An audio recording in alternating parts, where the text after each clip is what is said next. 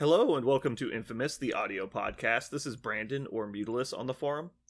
This is Parker. Go by Dr. Mantis Toboggan, MD on forums. This is Aaron, otherwise known as Aaron. And welcome to the show. Some quick announcements. Parker, you're down to 698 probationary episodes. You're doing good. Mm-hmm. Feel good. Doing good. Oh, wait. There's a bet. There is a bet. We'll have to see how that comes out. Dude, no. This is when we resolve it, or we're going to resolve it in news. No, we resolve it in news. Okay, got it. Well, actually, do you want to just read the bet for everyone at home? That way they know what the bet is. Sure. Okay, the bet was I would bet 50 episodes. I said just make sure you read it. That Nick Fury would not be a grunt because Brandon said that he would be a grunt. He was wanting it to because he had multiple models on his base. So just so everyone knows, I'll just read it right off sheet. It says here that Nick Fury is a grunt. I watched you do this. This is a live doc. I watched you take off. I'll just remove your read privileges. Don't worry about it. All right, moving on. I have some news, some announcements, really. I'm going to the Melee at Shiloh this weekend. It's going to be on July 23rd. And then next weekend, Aaron, myself, Jeremy, and Aaron's son are all going to the Omaha qualifier on July 30th. It sounds like it's going to be a good time. I'm excited to get some more traveling in and play some more games. So, Parker, you're up. What do you got? A lot of news. Aaron, you did no newses. You gotta say news. There was at least one news there. One news. You should review your tapes. So, we had Mini Extravaganza, amongst other things. So beyond Mini Extravaganza, we found out the affiliation list was updated. We never talked about this in the last cast. I don't know when this happened, actually. But what we saw is that Scourge and Heimdall were both added to Asgard, but Scourge was also added to Cabal. So he's in Cabal now. Which makes sense because he's Enchantress's best friend. They're BFFs / lovers / not because it's Enchantress, but yeah, he's in Cabal. Is that important to anybody? Nah. I did not know this. This is actually news to me, but cool. Yeah, that's what I thought. I was like, there's nothing wrong with it. Like, he's a good character he's a good character in general, but I don't know if Cabal wants one. He's a good beater. I mean, it's never a bad thing to have a good melee piece in Cabal. So sure. He definitely replaces Crossbones in Cabal also. Well, I mean, they don't really have like a bruiser 3-pointer that's good, and so that's fine because they've got Zemo, right, which is great, and Sin is kind of like a skirmisher. But Scourge fills a hole they were supposed to have filled that it was definitely not filled with Crossbones. by Crossbones. Yeah. Aaron, you're excited about Cabal. Are you going to put Scourge in your Cabal list? Not the combined criminal Cabal list I'm working on right now, but a pure Cabal list. I would love to test some Scourge out. Yes. Cool. So I think he'll go well with another Cabal member we have not mentioned yet today. Yeah. So let's get it. We'll jump into Mini Extravaganza. Just so you know, listeners, we're not going to go through every single card because Mini Extravaganza was a huge release. You can find everything right now on the mcpdb.com, which is the big database. Everything is updated really fast there. Also, your handheld device probably has a Squad Builder app. All of them, I think, currently have them as they were going up. They were really fast. So if you want to see individual cards, we are going to gloss over them and talk about what we're excited about. So let's go into Mini Extravaganza. Character numero uno, Malekith the Accursed, riding on the Tiger Bat. The Bog Dark Tiger. Elf. Bog Tiger, come on, man. It's a Bog Tiger. It's God, don't you know this stuff? It is a Tiger Bat. I guess a Bog Tiger makes more sense because it doesn't have its forelegs are not wings. It's got wings coming out the back. Yeah. Its nickname is Tiger Bomb. Yeah. So, I'm going to let you go first, Aaron, because you were so excited for this character when you saw his model. I don't think it mattered what was on his card. And then, as it turns out, all the words are on his card. Literally all the words are on his card. Every single word that could be written is on his card. There's so much text on this card. So what are you excited about with Malekith? What am I excited about? So, the model, number one. So you're right. His card is chock full of stuff, but I would have played him if he was a threat to 1 health, ones across the board. just because I love the model and want to put shiny, pretty things on the table. However, from a gameplay perspective, this model does one thing, and that is beat face very, very well. 7 threat, and you get 7 threat worth of face beating. And of stabby. Yes, defense. Right? So 4s across the board, and he gets to spend to turn skulls into crits. Yes, please. On the other hand, difference, real quick, is there any difference between that ability and Domino? None. No. It's identical. Okay. So it is effectively Domino's ability on Malekith. Mm-hmm. What was I going to say before you so rudely interrupted me, Brandon? Well, we weren't really going to read these, right? Like, we're not going to go through each one. I imagine most people at this point. I think he can be downed pretty easily. All it takes is a spike or two, and his 10 health go away. So there's definitely counterplay into just killing him. He whiffs on his dice, he rolls blanks instead of skulls, and he'll go down pretty easily. So, or hits. How to protect him is going to be interesting. Him being immune to Hex is not relevant, because that's actually very impactful on his kit. Yep. I would put him about in the same category as Juggernaut on the defensive side, which I think is a pretty good comparison. No. He's got... Why? You think he's noticeably harder to kill? I think he's much easier to kill. The Juggernaut. I think 4s across the board instead of 4-3-5 is equivalent. I think giving up spendable damage reduction for Cloak of Shadows and 2 more hit points is about equivalent. I don't. If I'm objectively wrong, feel free to tell me, but I don't see how I am. I think it's incorrect, because the ability to spend for not taking damage is so huge on every other effect that does damage, right? Like Crisis and Bleeds and stuff like that. So the one thing that's actually one of the things I was going to say about Malekith, which is he fixes exactly 1 dice result. That's what he gets. Now it's cool because it turns into a crit, so he could maybe do more dice results. So he could like really deflect some big hits. Yeah. He could, but like if you bleed him and he takes 1 damage from a Crisis card, like he's really killable, like very killable. No, he is killable. Like, but Juggernaut's not invincible either. Like, Juggernaut goes down if you just bury him in damage. The problem is most people don't bother because there's no point in trying to stop him because he's still going to do what he wants because he's only getting the 1 hit in. Right. As where this guy is carving up your whole list. You got to do something about it. He's also 2 more points. I think. Right. I think this guy is. I mean, if you play him, he's going to have a monster target directly on his face. So how do you make sure that you are doing more damage to your opponent while losing Malekith? Because I think you'll lose Malekith. I think the linchpin here, really, the thing that balances him instead of him just being a nightmare to deal with, is actually his ferocity requiring him to make a blade attack. Yeah. Because if he could just charge and either range 3 or beam 4 people, he'd be able to be in such better defensive positions. Yes. And so him having to actually engage in close combat is going to put him in harm's way way more than anything else. Yeah, he really wants to go in and daze somebody automatically. That's how he's staying alive, I think, right? He's flying in, dazing someone right then, eliminating the possibility that he gets hit back. The problem is, on the next turn, he will get hit back, and the next round, maybe. So, I really like his... I love his leadership, too, by the way. I love that it's just opposite of... Sam, and better than Sam in that yet another leader who preys on grunts. We were talking about how grunts seem so OP. Here's another leader who preys on grunts and gives you a lot of possible gains for having grunts on the board that are easy to down. So Malekith is the anti-Shadowlands. I think your rerolls so. And eat your grunts. Yeah. Why does he screw your rerolls? You cannot modify your dice. Oh, I missed that. Conqueror of the 10 Realms. I'm not surprised it's on here. I haven't spent a lot of time looking at this card. That's why he's going to be so meta shifting right now, where Shadowlands is so prevalent, is because Shadowlands list into Malekith. You don't get rerolls, and he gets skulls. Yeah. It's also really easy to throw a Cabal affiliation in something when you have a 7-point starter character, and you're like, well, I need to fill in like 1 other 4-pointer, and I'm affiliated. Yeah. There are a lot of Cabal characters that are multiple affiliated, too. A lot of them. Yeah, because they're one of the generic factions. Yeah. Cool. Is there anything else we want to talk about for the big boy? We want to move on? Do you think it will be... I don't think he is Thanos. Am I wrong?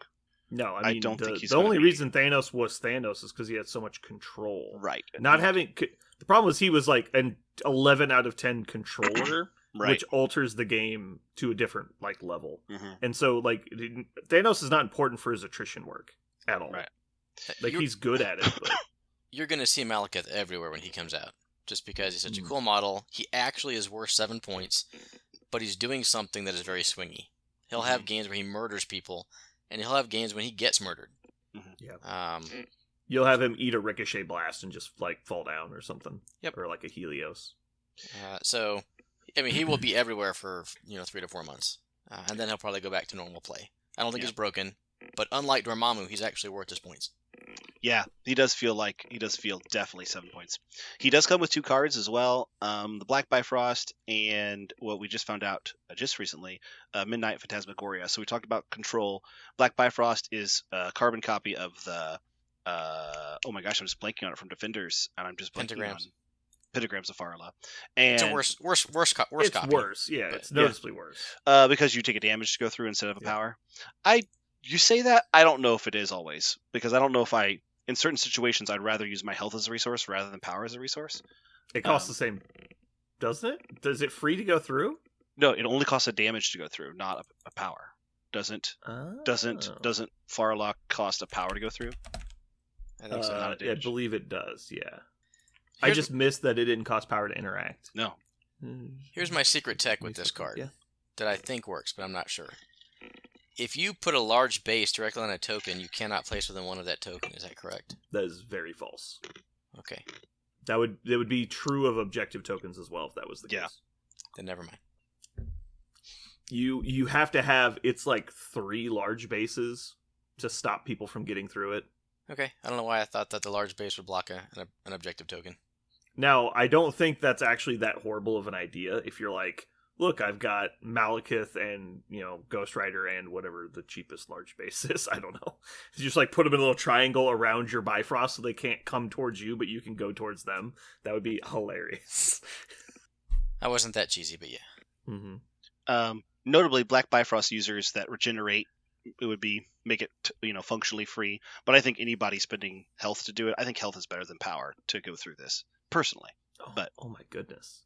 You could do MODOK, Ghost Rider, and Malekith in a triangle, play the Black Bifrost, and it's exactly 17 How points. could you do that instead? Oh yeah, it is Cabal. Yeah, because Because MODOK's Cabal. It's just like, you set up, you play Gamma, you walk up, obliterate them, and then you're like, Black Bifrost, you can't escape, and then like they can't come at you, and they just like dogpile on them on the following turn. You should build that list, Aaron. No. It's only 3 models. It fits in that's most lists. that's your list, Brandon. What are you talking about? Why would you give that to him? In what world have you ever known him to be like, oh yeah, some janky bullshit, let me do that? Like he's never been excited. That's your bag. But I should like do it. making other people hold my bag. Yeah, I know you do. I'm holding one for Inhumans right now, actually. And you get mad at me every time I'm not using it. It's because you're a coward. Midnight Phantasmagoria is also a card. And speaking of It's a control, much better card. yeah, he is. Basically, it's a big pulse wave push away from him that heals him. So talk about help him with attrition, help him with control once, but it is a thing. So I think it also helps him from survivability. Like if you're at max range 3, getting work done, and you push everyone away from you, you just force them to sacrifice an action to get back in range to attack you. Yeah. Obviously, depending on their ranges, but Even not, like, generally speaking, if you push somebody, they're going to have to move at some point. Like, they're going to have to get back on a point or back within range or, whatever. Yeah, I like this a lot. Also, the healing mechanic is not going to be irrelevant because he, unfortunately, can't use the leadership on himself, but, extra health is always going to go a long way. he can use leadership when Works on someone him. else dazes. When someone else stays somebody. Yeah. But we all know he's going to kill everyone, so, like, there's not going to be anyone left to kill. So yeah, Malekith is here to stay. I think he's going to be played a bunch. In other news, X-Men and Brotherhood got affiliation boxes, so they're just slowly cranking out the affiliation boxes. Probably just a good thing. Anybody have any comments about affiliation boxes? They're just still happening. I'm glad that the price is going down. It's like the opposite of Games Workshop stuff. Yeah, it's super cool. Pyro and Blob got teased. They got some art for them and some 3D models. We don't know what they do yet, but more Brotherhood models. More better. Brotherhood's boss. I did watch the stream, and they say when they show the pictures, these are some nice, cheap threat models for Brotherhood. Mhm. So I think they're both going to be 3-pointers. Yeah. I even wonder if Pyro will be a 2. I wonder. I could see him being a 2. I just really hope he's going to be a 3 because Yeah. I don't really want to see a 2-point damage dealer. Like, Yeah. if it's just another rocket and he's made of glass but, like, kills everyone within 4, like, I don't know, that'd be weird. I wonder if it does a bunch of AoE stuff, like explosive, maybe. I don't know. Beams. Mhm. Obviously put, like, Incinerate and Bleed on people. We don't have a beaming 3... We don't have a beaming 2-pointer in the game. Maybe that's what he'll do. I don't think we should have beaming 2-pointers. I agree I'm with just Brandon. saying. I'm just saying. Or make it a beam 2. This is, Yeah. 2-point models that have 8 dice piercing attacks just are not a developed part of the meta yet. I'm like, Nope. that's correct. Like, maybe we should leave that alone. But to his point, maybe like a beam 2 or something funny. Anyway, so Pyro and Blob are Beam coming. 1. What's got my trigger tripped is Sentinels. We've talked about them a lot as train pieces. Everybody kind of expected that, but nope, they are going to be their own affiliation. I've been asked this question so many fucking times. When are Sentinels getting out of the game? Yeah. And my answer was always, probably never. Yeah. And the fact that they are coming out actually annoys me at this point. Really? I Just looked because at the models. Yeah. I looked at the models, and I was like, these things look sick. I am so excited to buy and assemble and paint these. Mhm.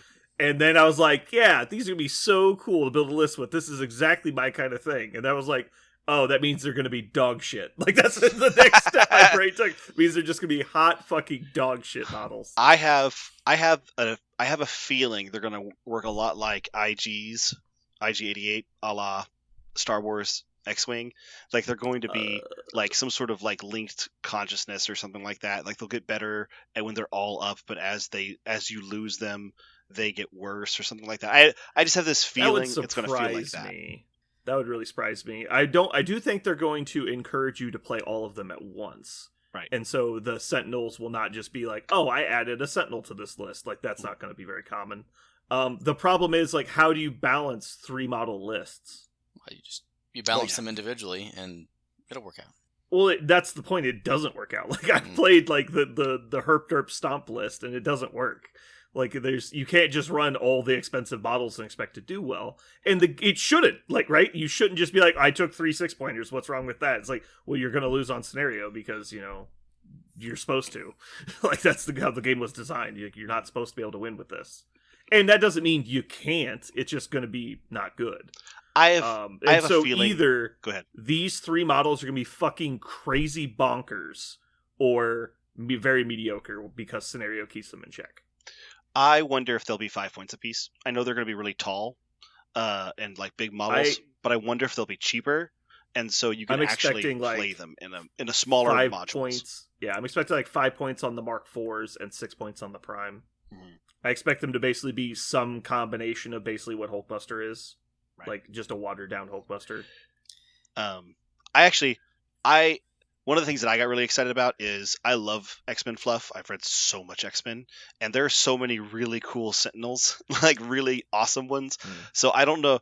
I was actually a little surprised they went with the generic Sentinels. I know they're really recognizable for anybody who's hasn't read a whole bunch of Sentinel stuff, but there are so many cooler, like more humanoid style ones that I would love to see. I think that makes absolutely no sense to release in the first wave. I get you, but they also put MODOK in the box, and not everyone knew who MODOK was. And they also put Viper out and Scourge. Like, they do really weird stuff, like release Cassandra Nova, who also happens to be in a Sentinel affiliation. I don't think Scourge was weird. I think Viper makes sense once they said we need someone to put in a box with Sin. Sure. And then they're like, okay, Viper would make sense. Again, Cassandra Nova is really the big question mark. Yeah. And knowing that they were going to do Sentinels, Cassandra Nova makes a lot more sense. Mm-hmm. I guess what I'm saying is, I know the Cassandra Nova is supposed to be opposite Jean Grey. I get that, and so I hope there'll be some more of the like Omega and Nimrod and some of those really cool. Yeah, Sentinel I would love a characters. Master Mold encounter where you got to play and then like, just summoning robots Sentinels? every turn. Yeah, that would be super yeah, cool. that'd be really cool. Aaron, do you have any hot takes on Sentinels? Or are you just waiting for people to get excited about them and beat them. Or maybe I'll get excited about them. I'm not a comic guy myself, so I'll have to admit that first off. So I'll have to wait and see what they come out from either an aesthetic perspective or a rules perspective. I never really understood why the Sentinels were so like beloved as like a villain. I mean, it's a cool concept as a villain, but they're not like AI for the most part. Like the super future ones are. They're just big dumb robots, and it's like they're not characterful. They're straight up bad guys. They're never good people. Like they're just there to commit genocide against an entire race of like creatures. Yeah, in the comics, they've had like, different like generations of them. Some of them were even piloted by people like Gundams because they didn't like the autonomous part of them. Yeah, but they're an iconic villain, but I'm surprised so many people are like, "Oh, we got to add Sentinels to the game." But like, why? Like, you're excited to just play big murder robots like that are basically built by racist pieces of shit. Yeah, I actually the reason why I was really excited about them is I spoke about IG-88. One of my favorite things to do in X-Wing was play IGs because people didn't respect them because you're kind of like they were kind of mediocre at one point. And I was like, no, I want to play. I want to see what can happen with this because of what they can do that no other models can do. So I'm hoping Sentinels have something like that. They have some interesting thing that they do that others can't. But it's not. I don't need to be broken. I just hope it's unique. I had people asking me if they could they thought they were going to have effectively like upgrade cards where you could spend points to buy these like tactics cards that gave you better attacks and stuff, so that way you could dial in the point cost of your Sentinels. And I said that would be really cool, but I can't imagine them doing it because they just experienced how annoying it is to balance that with Infinity Stones. And so I can't imagine that would be the case because there'd always be the best loadout. Like, you can't perfectly balance them, right? And so you just be, okay, well, now it just becomes Sentinels cost this much and have these attacks because that's the best loadout. Yeah. So speaking of other mutants, we find out that we have a new rival set, and it's 2 mutants this time. It's Wolverine and Sabretooth, only unlike the last one, which was Spider-Man and Doc Ock, which was just a really cool reprint of their cards. Wolverine and Sabretooth rivals will have new cards and new tactics, so we know there'll be new characters.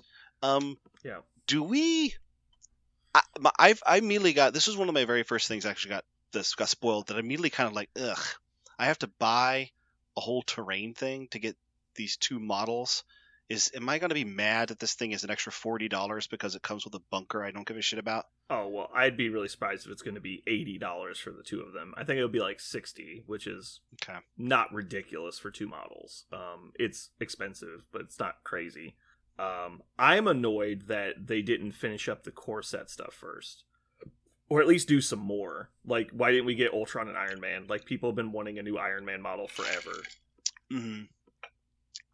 Anyway. They kind of hinted at it when they were doing the stream that the only reason they even considered this is because people seemed so open to it, because the number one question they got when the last Rivals kit came out was, why weren't these new characters? And they were like, we assumed people didn't want that. And they're like, no, we wanted that. I was like, okay, well, I guess we'll do that. Really? I did not know that. Yeah. They said that they were amazed at how open to the concept of like 2 new models in a terrain box would be. And they've kind of already done this, like Deadpool and Bob comes with a truck and they're like $55 instead of like $30 or $40. And literally nobody cared because it was a cool concept. So I think we'll be fine. Yeah. And they did say on the stream that the kit comes with a motorcycle for Logan. So I think everyone's very excited for that. That is boss. I did not know that. Okay. So I want to go back one second. Back to Malekith. And you were talking about Sentinels and design. So, back on the stream, correct me if I get anything wrong, but he was originally designed as a 4-threat model until they took the concept to Asmodee's CEO or some bigwig, who apparently was a huge Malekith fan. Like, no. This is not regal enough. I need a tiger. I need a bunch of cool abilities. Go back and work on it some more. So, I don't. That's not how I remember it going on the stream. I think they said that Schick told them, don't do the tiger because it will be too hard to produce.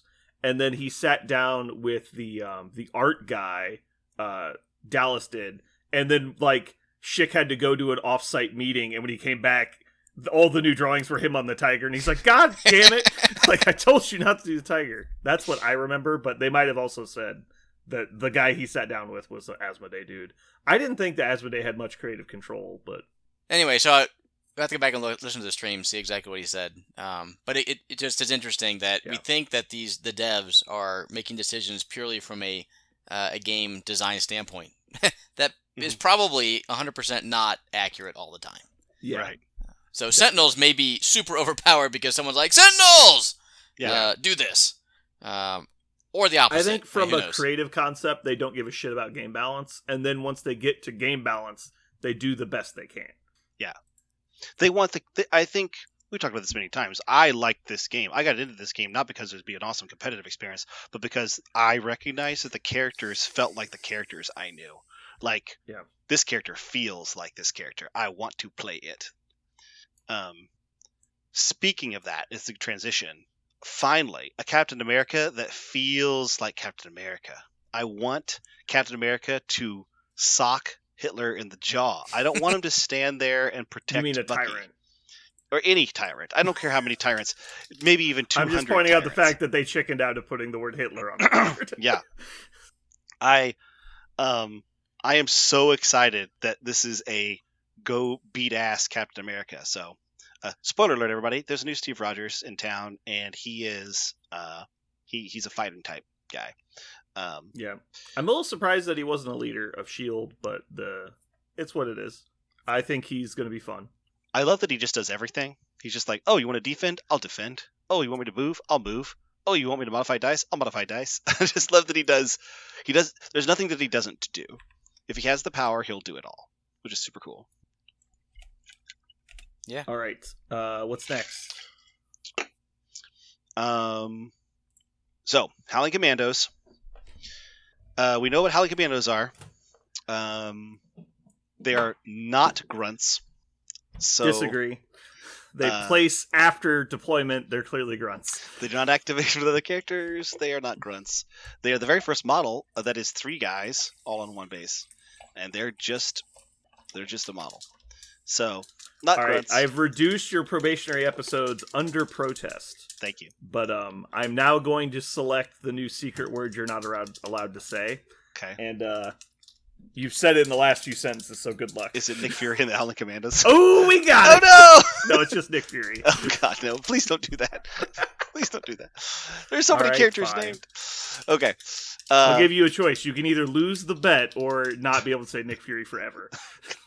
No! Don't do this! It's a terrible, terrible thing. Oh. All right. Okay. Continue. What's after the Nick... I like the infiltration card, actually. It seems kind of fun. Okay. Keeps your opponent on their toes. My big hot take I was, love that card. It's a second Got Your Back. This is now 2 characters in S.H.I.E.L.D. that both have Got Your Back. This is going to be so fucking annoying. I don't think it's going to be that annoying. I actually don't even think Nick Fury is good. I guess I'll have to see it on the table, but like, he's just objectively noticeably worse than Bucky. And so like, he's not a second Bucky. He's just okay. The one thing he does do is he's now one of 2 models in the game that is stealth and range 4. So he can engage you beyond the fact that he can be engaged back.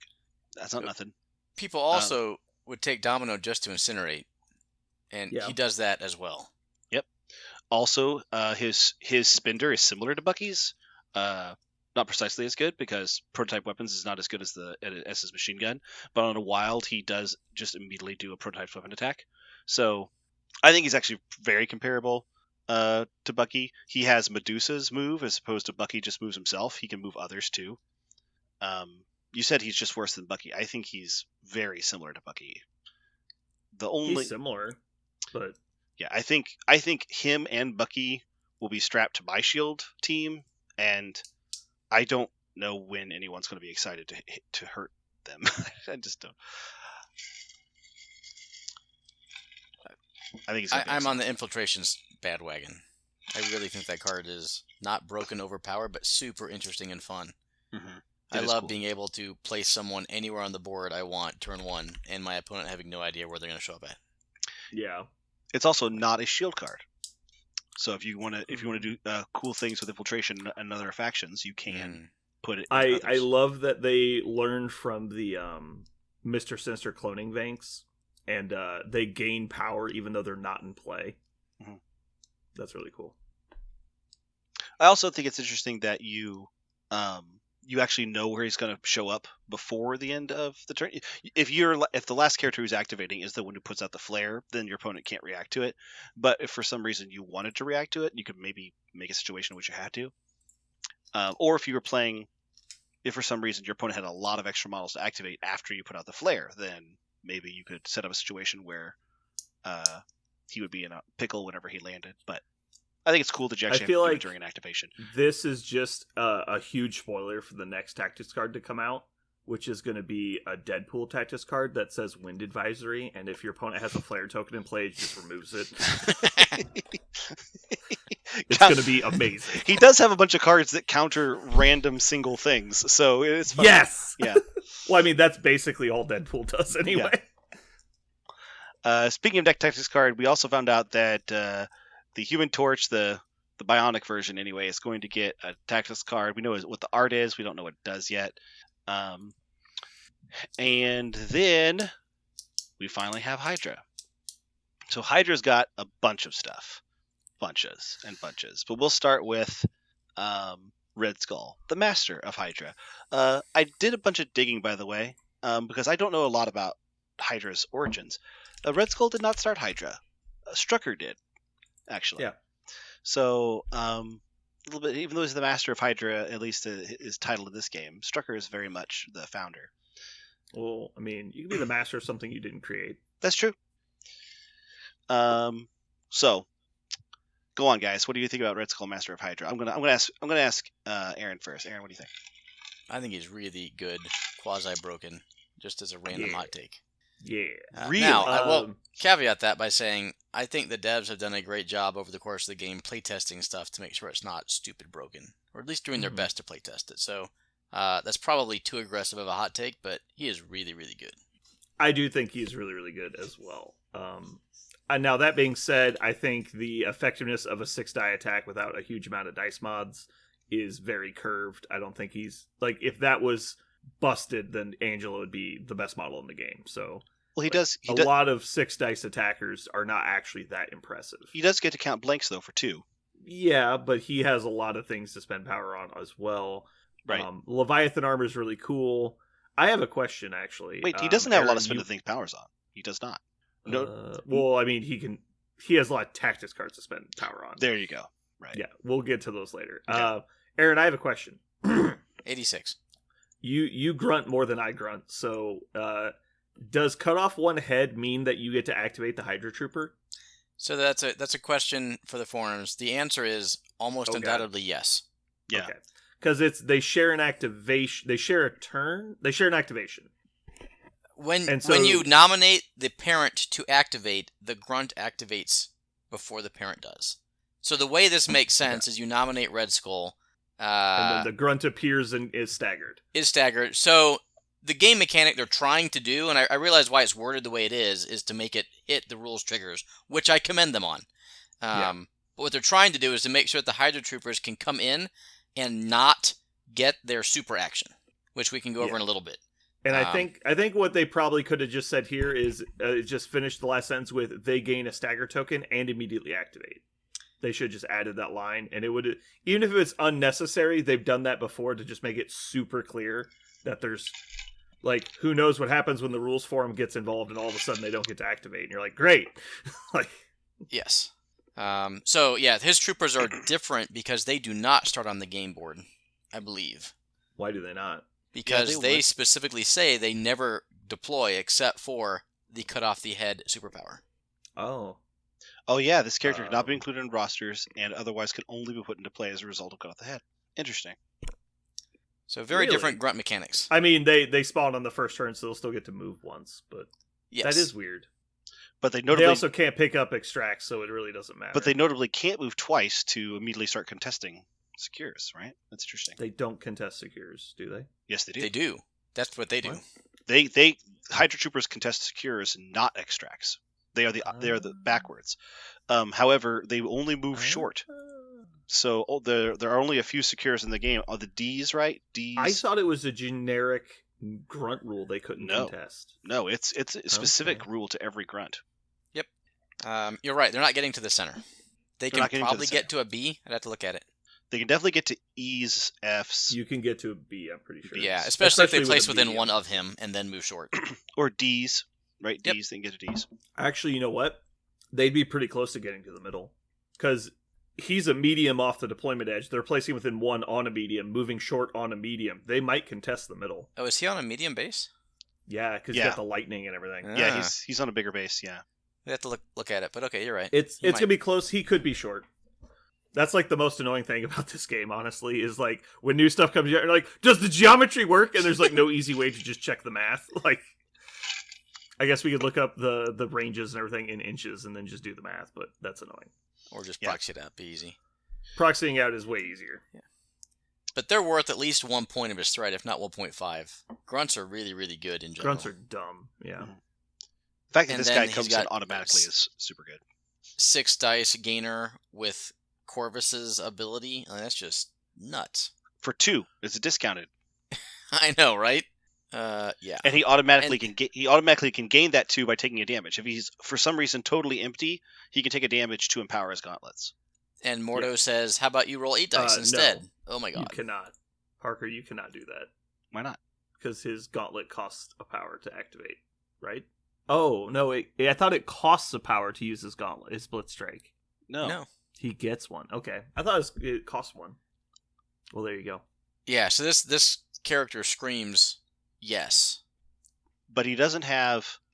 But his Leviathan armor is really finicky. Like he's another. I think he's even more. He's definitely more easy to down than Malekith, right? He's 2 less points, so he should be. But he's definitely gettable. Absolutely. So obviously it's good that he doesn't have, like, the biggest problem with Vision, in my opinion, is that he has to choose physical or energy, and none of it works on dodges. So if you don't do the one where you're immune to collisions, he can just randomly die. I find that really frustrating. He doesn't have that issue because he's got his 4 dodge. And then the other 3 is obviously good. Well, he also does not suffer collision at all if he chooses Mystic Defense. Right. And so you can do 4-2-5 against, like, people who throw a lot, and, what does Magneto do to you? Like, you're immune to collisions, 4 physical. It's like he's fairly limited in what he can actually do to you. Yes. He can go down easily if your team that he's playing against has both energy and Mystic and can counter deploy effectively. Right. His biggest weakness is obviously that he can't move between it like Vision can. Vision can react and move it. I also think it's the secondary effects, right? Like the not suffering collision, like Nullfield's a big deal, but he's just rolling more dice, which we know dice fail. He doesn't fix his dice, he doesn't DR, so you can just, he could just take a whole bunch of damage. And he's got 7 health on the front side. We don't know what his backside is right now, but if he's using all-consuming obsession, he's actually, a 6 health or less character. So he actually can go down remarkably quick.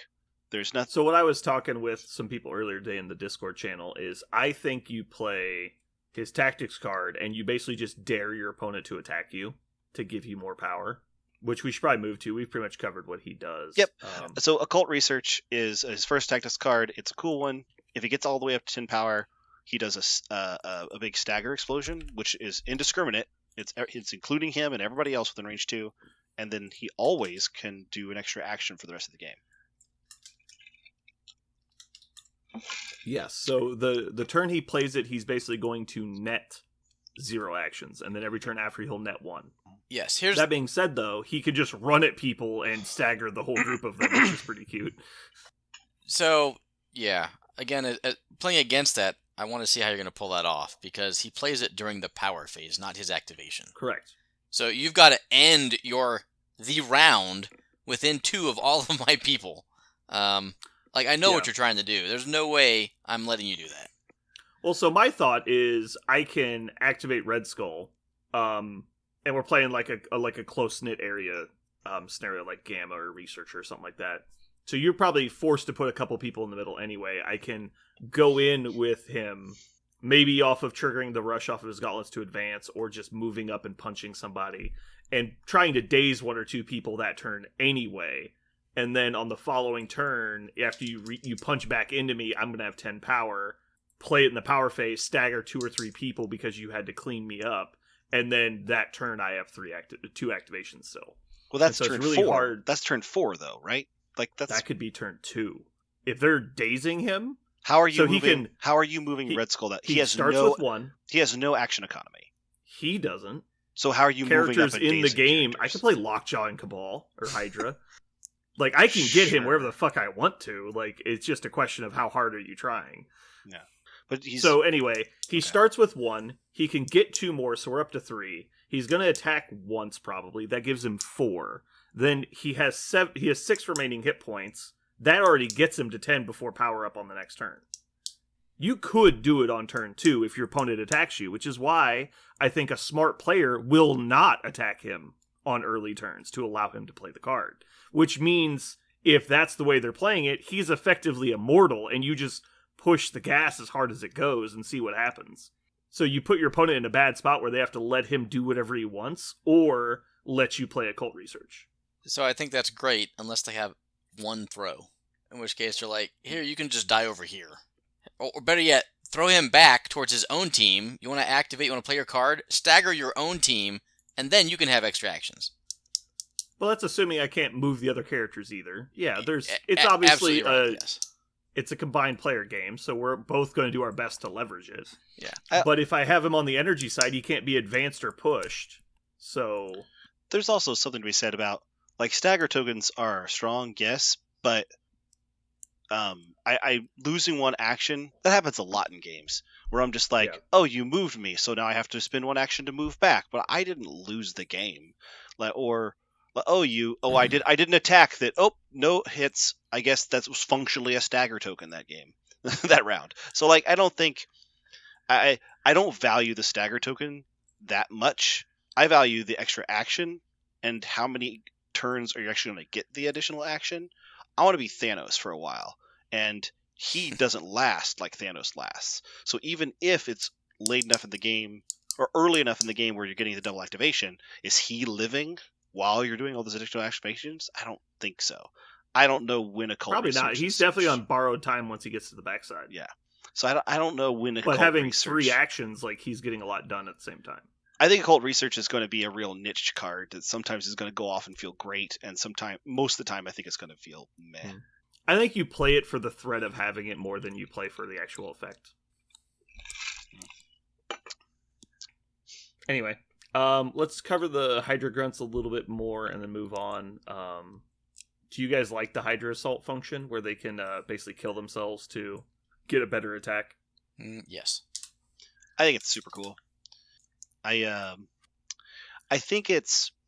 I'm trying to think of when... Basically, the math is if you can't possibly be using Occupation Force to, fuck with a secure, then you Hydra Assault, right? Because I think 4 dice with a full reroll is better than 2 4 dices, unless you're looking for like some maximum damage. I think a lot of the time they're just going to hold your back point. Yeah. So I love that Occupation Force says does not have to pay to interact with secure objective tokens. Oh yeah. Ugh, so that's so good. It's so horrible. Yeah. Yeah. What are they going to do? Try to flip with their 1 physical defense? No. I mean, you could be doing spider portals and stuff. Yeah. Well, okay. I lied. They could heal. That's interesting. Mm-hmm.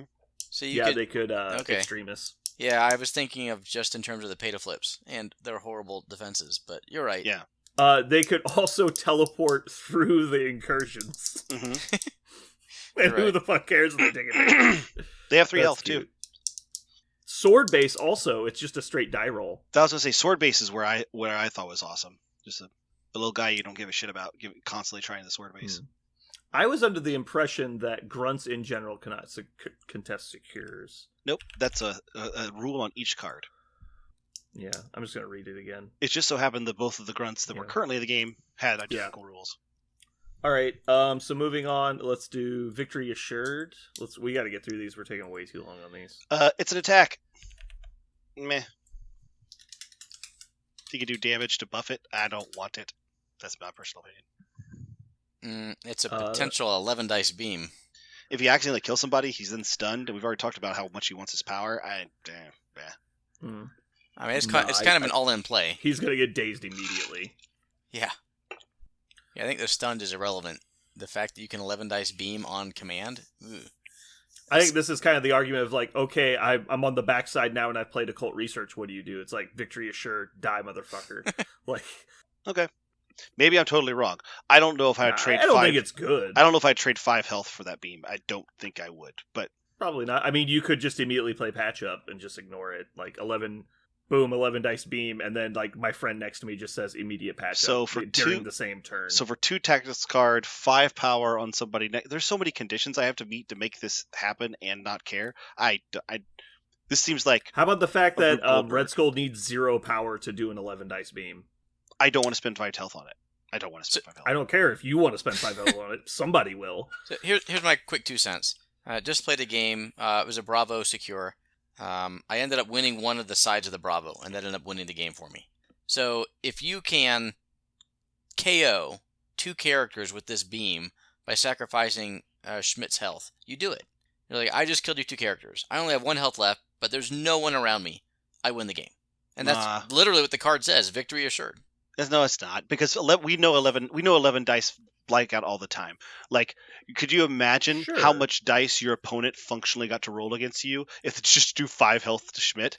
If you leave, I mean, that's terrible, right? You are correct. It is definitely not terrible. You're not valuing the potential damage output if you think it's terrible. It is high risk, high reward, but I think that's the What opposite. if you hit 4 people with it? If two of them don't die, Schmidt's dead. Like, Schmidt's gone. It doesn't matter, because if they were about to activate those 4 characters, it doesn't matter. He was dead anyway. Like, that's my point. They weren't going to activate 4 characters. I think you're valuing the health remaining on a character's stat sheet in a different way than I do. The situation depends on how much value that health. I think you're valuing 11 dice a lot more than I do. I don't think 11 dice. I don't value 11 dice a lot. I'm just saying that if you're in a situation where you're obviously dead, like Malekith is standing next to you, and you can KO Malekith, and nobody else is around, it depends. Like, yeah, if you're fighting 2 3-pointers and they're both almost dead, obviously this card has no value. But if you're fighting characters that are going to fucking murder you, then your health has no value. So this card is good. It depends on the situation you're in. I see your point. I could see how, for example, against Corvus Glaive and Proxima Midnight, this card feels great because you're about to die. Right. Yeah. Yeah. And high dice attacks are good against them because of their high consistent defense. Right. So you'd love to trade your health for the chance of killing them. I get you. Okay, next. So here's the card. Oh, I just love it so much. Baron Strucker. He is a character, man. What a character. I think this is a 3-pointer pushed absolutely as hard as you could possibly push a 3-pointer. My goodness, this guy does just about everything. Ugh. I don't know where to start. Somebody else start. I don't know where to start. I think this guy's phenomenal. Okay, I'll start. I love Strucker. I don't think he is broken. The reason I love him is because his leadership does something completely different than every other leader in the game. If you think back to current leaders, they all, like half of them are rerolls. The other 25% have something to do with movement. And then Asgard removes conditions, potentially. But here's one. It's really, really interesting leadership, all about conditions, removal, application. I love it. I love the design space that he's in. And I love that they went there. I think I agree with Parker. This guy seems definitely pushed. I think in general, leaders tend to be. Like, Sam is an amazing 3-pointer. True. And people don't respect him as just a decent 3-point option, because people don't consider him like a mercenary drop-in. They consider him an Avenger leader. Mm-hmm. And for so long, that meant they're taxed for their leadership, and that's not the case anymore. Right. This guy's... in fact, it's usually the opposite now, is leaders are better than the average character. Yeah. Him being able to apply poison to a large area is incredible. His range 3 5 dice builder that incinerates is incredible.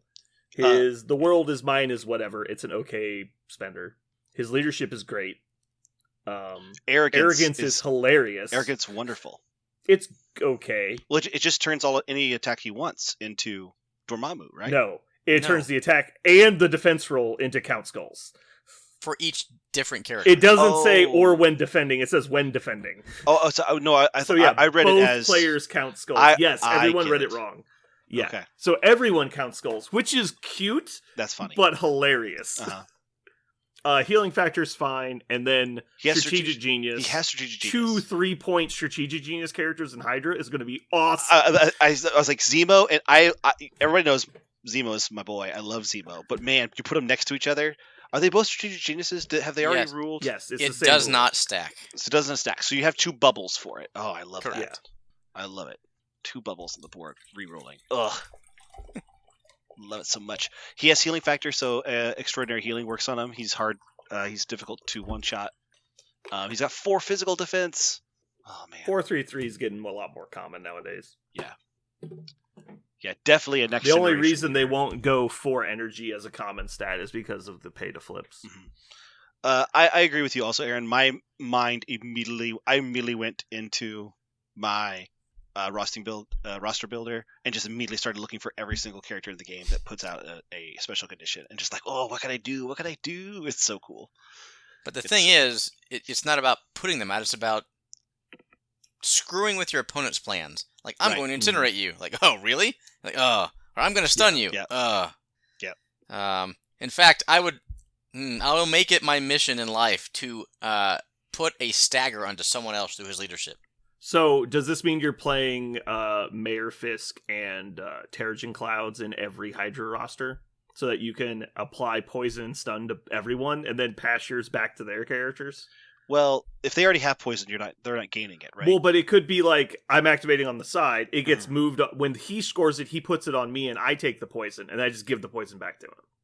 Yeah. And so that way, when I'm winning the points, you're the one getting debuffed instead of me. Yes, you're playing demons. You're like, oh, I'm incinerated. Demons, No, a you're good example. incinerated.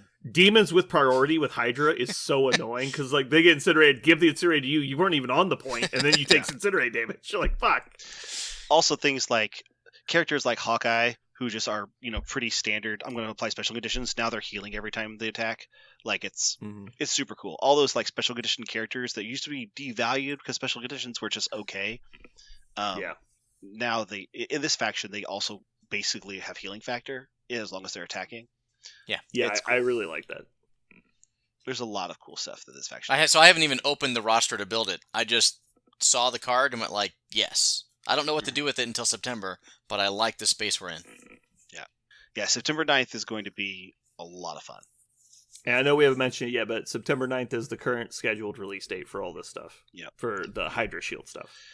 So now we get to my favorite Tactics card comes with this model. Man, I love this Tactics card. It's Arnim Zola is the model though. He's a new 3-pointer. He is really. I like that he is both. You could see him play with Red Skull. You could definitely see him play with Strucker. He just looks like a lot of fun. Really interesting character. I like Zola a bunch. Personally, I would play him for just his Tactics card because I love his Tactics card so much. It is bonkers. Yeah. He's one of those models kind of like Venom that you're like, Venom's pretty good, but that Tactics card though. I like that he has callbacks. He has scientific hubris, which yes. is relevant of recent discussions. It is. Yeah. I think let's just go ahead. We've talked about it like 5 times. Scientific Method, which is his card, is awesome. You can pretty easily play it on turn 1 as long as he can beam somebody with his range 4. He automatically gets to play it.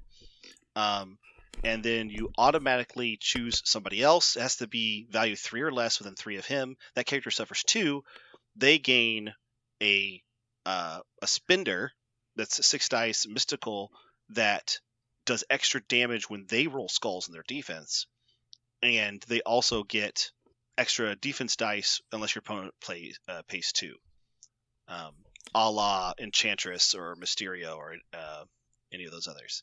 So does this stack with Enchantress? Yes, it's a different name. Absolutely. That sounds amazing. Though you would want to play it on Ebony Maw, not Enchantress, because Enchantress just dies to collisions. So yeah, well, you can't play it on either of them because they're greater than threat 3. That's the problem. That's true. Yeah, Mysterio. My favorite version. I'm really excited to put this on something like X-23 because I would love to have. Oh, sorry, not X-23. Nebula. Nebula is the one I want because I want another spender that's cheaper for her It sounds really sick. ESP leakage from Nebula sounds awesome. She heals the damage over 2 turns, so you're not really worried about that. That would be hilarious. Because if you got to reroll your attack dice, and they're like, "Oh, you rolled 4 blocks. I'll just reroll my hits and try to get more skulls to do auto damage." Yeah. It's skulls in the defense roll, not your attack roll.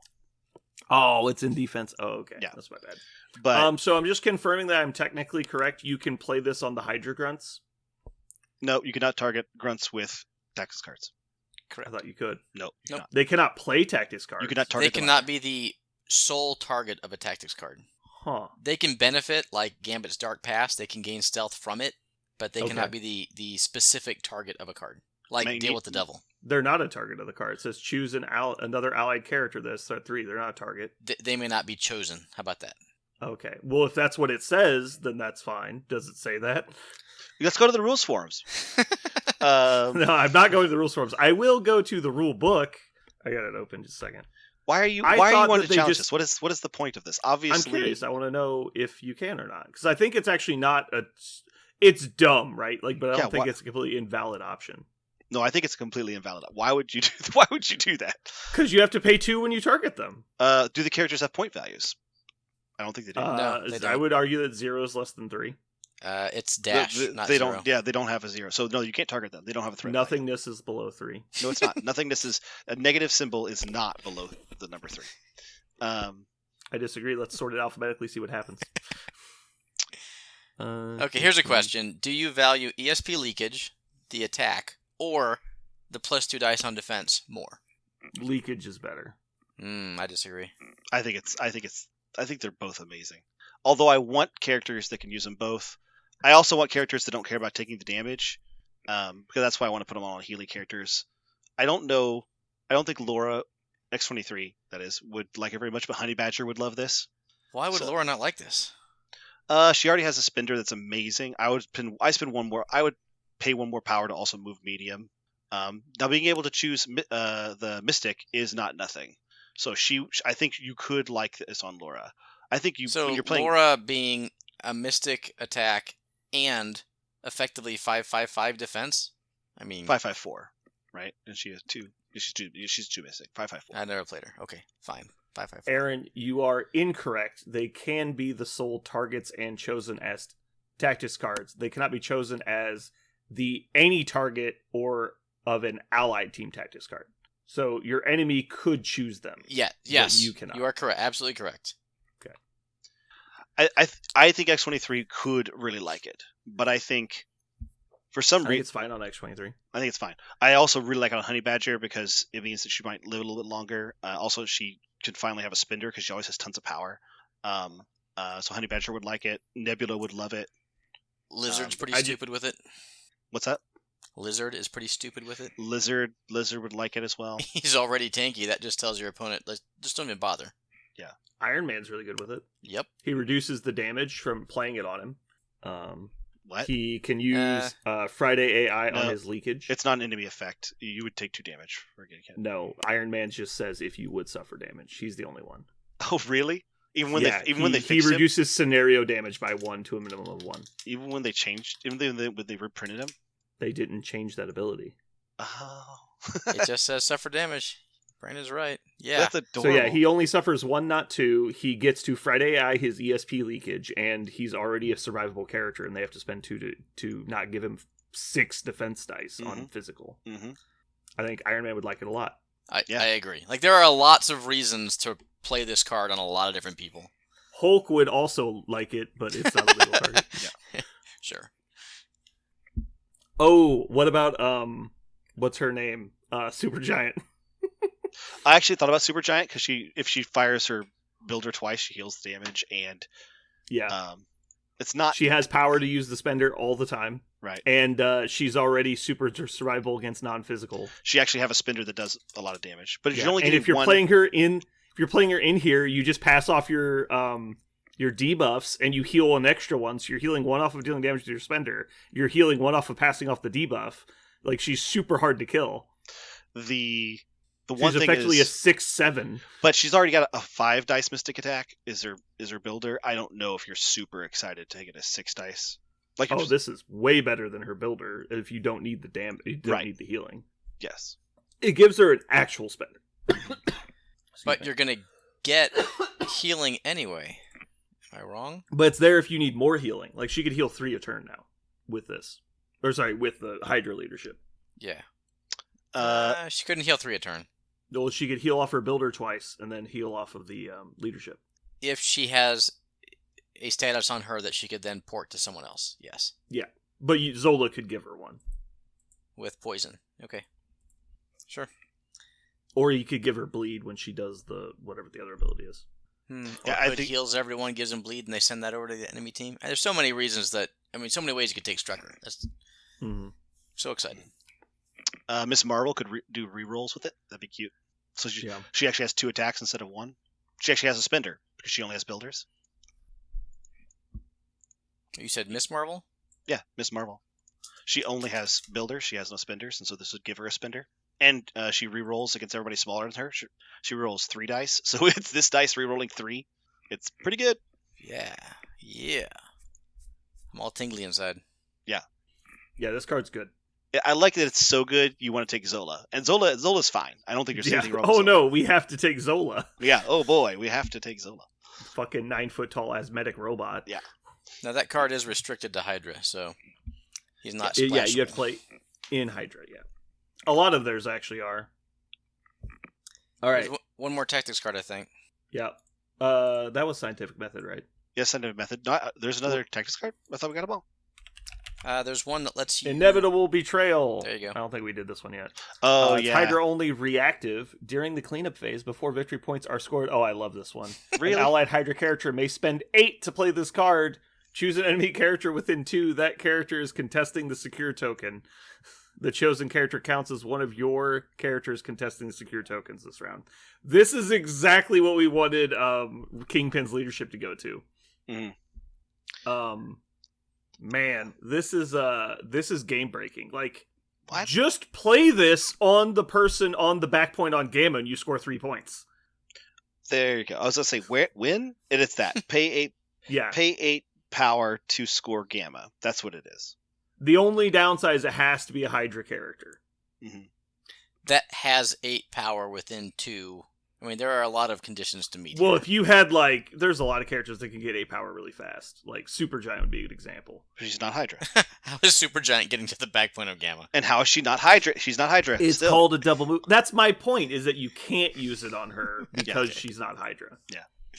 There's characters that get to 10 power really fast.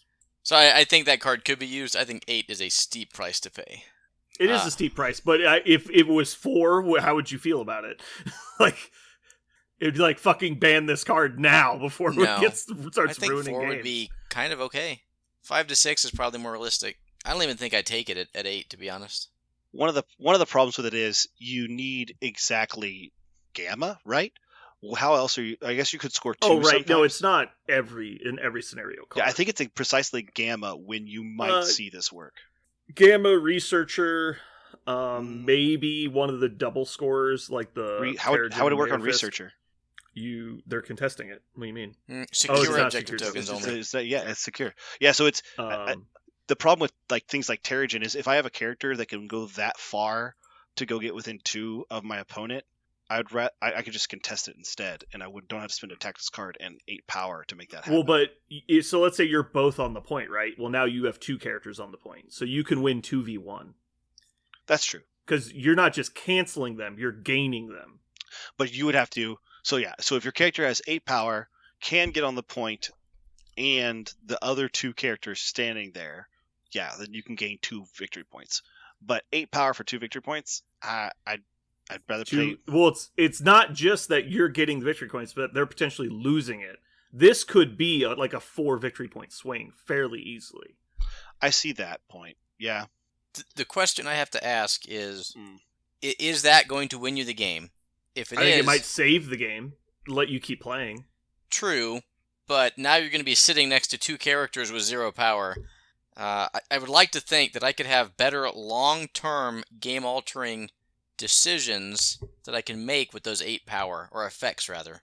So Depends I think this is an yeah. immediate swing that's putting a Band-Aid on a gaping wound that you need sutures for.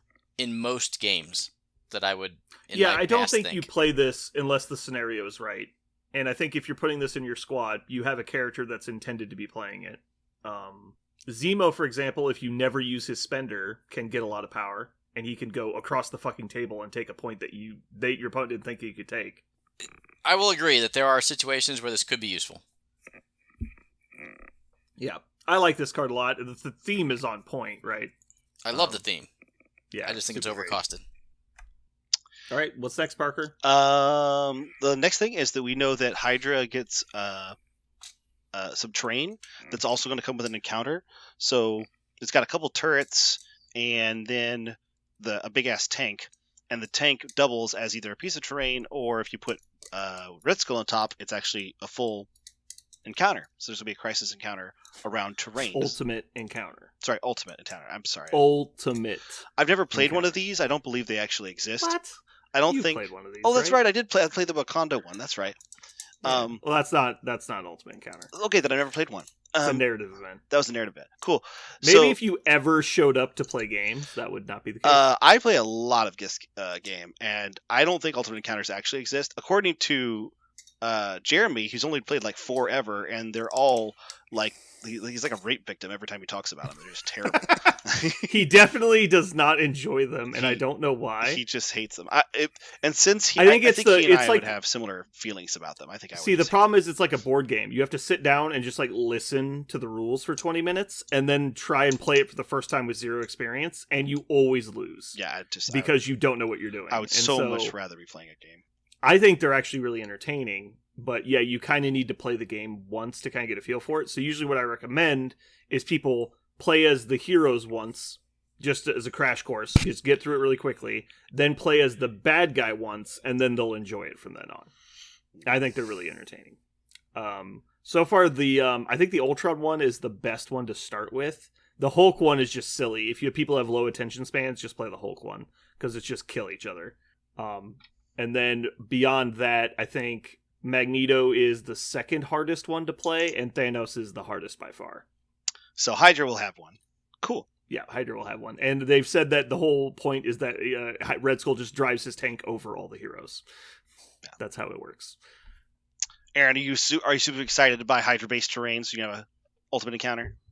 No. Hot take. Also no. I do think it looks pretty cool, but it looks like completely unusable terrain. Like, yeah, it looks so hard. Yeah. How do you put? I don't know how the fuck you're supposed to put a single model on any of those terrain pieces. Yeah. Even the Logan rival set, like you could actually put somebody on top of that. It looks. You could, but it's not really a terrain piece. It's a diorama. Right. It's actually a size 5 terrain piece, I think. Yeah. You could definitely put that on the board. I mean, if you think, then we better write it down. You should. Let's go back to the Logan section, Parker. Put in 5-size terrain piece. Tickety, tap. It's in. So we also got some teasers. This is just like, off the cuff comments. Yeah, off the cuff comments. Stream. Yep. There's going to be new Hulk models in a card, new MODOK model in a card. They talked about new Web Warriors coming. Oh, you're just going to move past new Hulk, new MODOK? I don't give a shit. As Wave 11.2 or Wave 1.2. Lots of mutants apparently coming, and some more spider foes. Which the reason why you guys were talking about like earlier, like teasers. I don't actually like these kind of teasers because it's kind of like saying there'll be more models coming out for factions in this game. And you're like, okay, cool. Like, I disagree. These are my favorite kind of spoilers. This is exactly what I want. I want this 6 months before something comes out, and then a month before it comes out, I want them to show me the model. Okay, sure. Though that's fine. What I mean is, this does nothing for me. Like, I don't care. Yeah. If I did not hear of these things, I would be living the same universe I'm living in right now. Like, I don't. I know some people get really giddy when they hear this kind of stuff. I don't. I'm like, of course there will be new models. Yes, that's true. There will be. Like you just said, whoa, you're just going to blow over Hulk and MODOK? I go, yes, of course I am. Of course. I think New Hulk and New MODOK is kind of exciting. New Hulk was like, yeah, we knew that was happening eventually. New MODOK is like, oh, wow, you're making a second MODOK? That really surprises me. When did I say? Yeah, it was Heimdall and Scourge. I will no longer be surprised. I've decided. I can no longer be surprised. I think I'm just throwing some feelers out there. I think that it might be Emperor MODOK from the end of the MODOK TV show. where he's got like a super fancy chair. It's like all made of gold and stuff. I think it'll be the new MODOK they have in the comics. Like the New Age MODOK looks very different. He's actually a member of Shield in the new comics. So I think he's basically traded secrets over in exchange for amnesty and ends up getting embroiled in Shield and falls in love with Maria Hill of all characters. And so like I bet new MODOK is a Shield model. That's what I wonder. He'll be pretty sleek and sexy. The new MODOK for like a decade now. He's not been the big blocky cylindrical one. He's been a very sleek, slopey. Yeah, very slopey. Like a jet fighter. You just used the words I wonder and I bet. Which one did you mean? I wonder. Okay. Aaron, I have a question for you. Who are the next Asgardians going to be? Valkyrie on a Pegasus. Fired. I think it's really good. Yeah. I mean, they couldn't possibly do Sif, right? They couldn't possibly. Yeah, definitely no reason to do Sif at all. Anyway, I don't think they will. Moving on. They said new spider foes and new web warriors. Clearly symbiotes, right? Antivenom makes sense. Agent Venom makes sense. King Venom, Symbiote maybe? Spider-Man. Symbiote Spider-Man. Symbiote Spider-Man makes sense. I think the new Asgardian actually will be Mighty Thor. I don't know why I'm thinking it's not Mighty Thor. Like, it makes perfect sense. Yeah. If they haven't teased that yet, it's not coming ever. I think that's true. It would have been... Well, originally the spoilers were supposed to be before the movie came out. Yeah, I don't know why they spoiled more Asgardians and we don't know about them. Like, why would you tease Asgardians when we just got Asgardians? Why is there only a 2-character box set for Asgardians? Like, they could have easily just done a second box set. I don't understand. Anyway. So that's Mini Extravaganza. That's news. Yeah. So, thanks to Parker and Aaron taking an hour and 15 minutes to get through what was supposed to take 20 minutes, we are no longer going to have a main topic. This is your fault, Parker. You're the slowest reader in the history of words. I blame you. All I read was... I'm not going to defend myself. I see the smirk on your face. I'm not even going to try defending myself. I'm being very serious. I can see it. I was like, I want to get through news in about 20 minutes. You're like, nah, it's probably not going to happen. And then you decide to triple it and quadruple it. I heard somebody distinctly say, I think we should probably give like our hot takes, our 2 cents. And I was like, okay. I read not a single card. I read the names of cards. Uh-huh. You had zero urgency. Zero at all. All right. So moving on. We could do this again. This is just recorded. We could just... Yeah, that's what we want to do, right? Parker, you good to stay till 3 a.m.? Oh, I could spend 20 minutes. I'll spend 20 minutes to see if it's possible. It's easy. You just read the stuff and then say yes, and then move on. I know, that's terrible content. It's not terrible. We could have gotten through that a lot faster. I don't believe it. I think our content is quality. I think it was long, but also good. It was long. Yeah. It was fine. I'm not complaining about the content. I'm complaining about that it took an hour, 20 minutes. It was also mini extrava effing Ganza. So I was going to say, I was going to say, how many hours did they have talking about it? A lot more. All right. So does anybody change what they're currently playing? Anybody got anything new? I am switching up Shadowlands for a combined Shadowlands Malekith roster in the TTS League. So we're going to see how that goes next week. Do we have any spoilers, like who you're going to add with Malekith, or is it just like Malekith? So, TBD, I don't submit the roster, and I still have 0 testing games with him or it. However, I didn't realize Mystique, which is already in my roster, is already Cabal affiliated, so that helps. Mm-hmm. So is Hood. Yes, so the core is going to be Malekith, Hood, Bullseye, Mystique. I will probably add Zemo, and then Killmonger. Killmonger was already in my roster. So I'm dropping MODOK, Vision, and Rocket for Malekith, Zemo, and Luke Cage. You're dropping MODOK so that you can play Cabal? Yes. Got it. There's no need for Malekith and MODOK in the same list. I was never using MODOK. We just talked about how good it was. It's possible. Anyway, that's what I am probably doing, although I may try to get 1 or 2 games in before I submit on Friday. Why Luke Cage? What Luke Cage? Because Luke Cage keeps Malekith alive. Okay. I have a 7-point model whose weakness is dying. Luke Cage fixes that problem. why not Scourge? That Scourge does nothing for that problem. He's got the exact same rule. He does exactly the same thing. He doesn't come with a card that says, no, you're attacking me instead. Okay, so you're doing it for Heroes for Hire. Gotcha. The combination of Too Dangerous to If Ignore you and have Heroes space for for Hire. Heroes for Hire, then yes. But, I don't. I am out of Tactics card slots. I don't know what I'm going to do there. So Scourge is just affiliated. Mm-hmm. Which we just talked about, and you were like, that doesn't matter. I'm like, well, it kind of matters. Yeah. So Luke Cage is really the only one that's not affiliated in my list. So I think in a vacuum, Luke Cage is better than Scourge because of the card. Yes. Yes. That is unquestionable. And I'm not But sure. if you're not taking the card... all the then- way.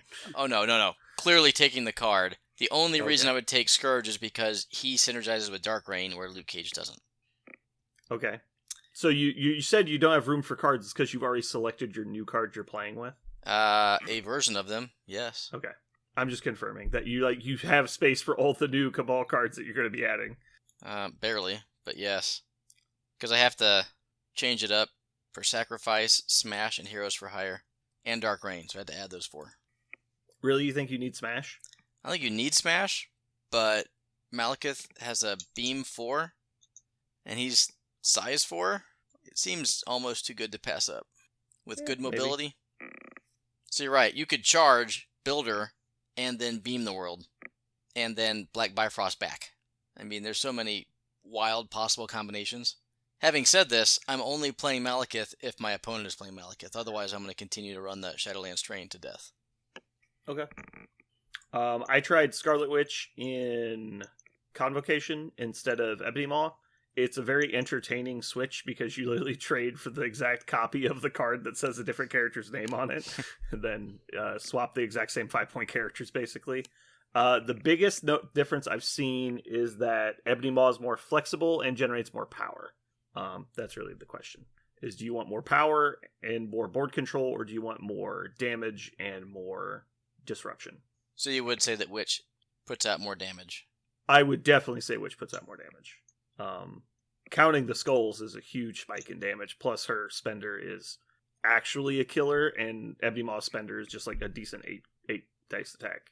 Like, he's usually doing 3 or 4 with it, as where Scarlet Witch is usually dazing people when she plays it. Mm-hmm. That being said, it's hard for her to get to 6, and Ebony Maw only needs to get to like 4 to do Black Tongue or whatever it's called. Just wonder if his long throw is able to put out more damage on average than Witch's medium. I don't think the range long is super important. It is nice to have, and obviously better, but I think that her damage output is just superb. The big deal is that she only has the range 3 spender, and he has the range 4 spender.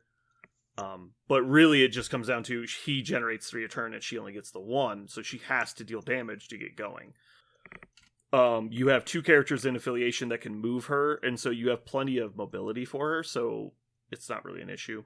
I think I made the mistake of taking Clea to just like teleport her around, and that's a waste. She doesn't need it. Like, if I really need to move her, I can just use Strange, and that would have been fine. And that could have had like a more efficient 3-pointer like Magic to drop in, and that would have been much better.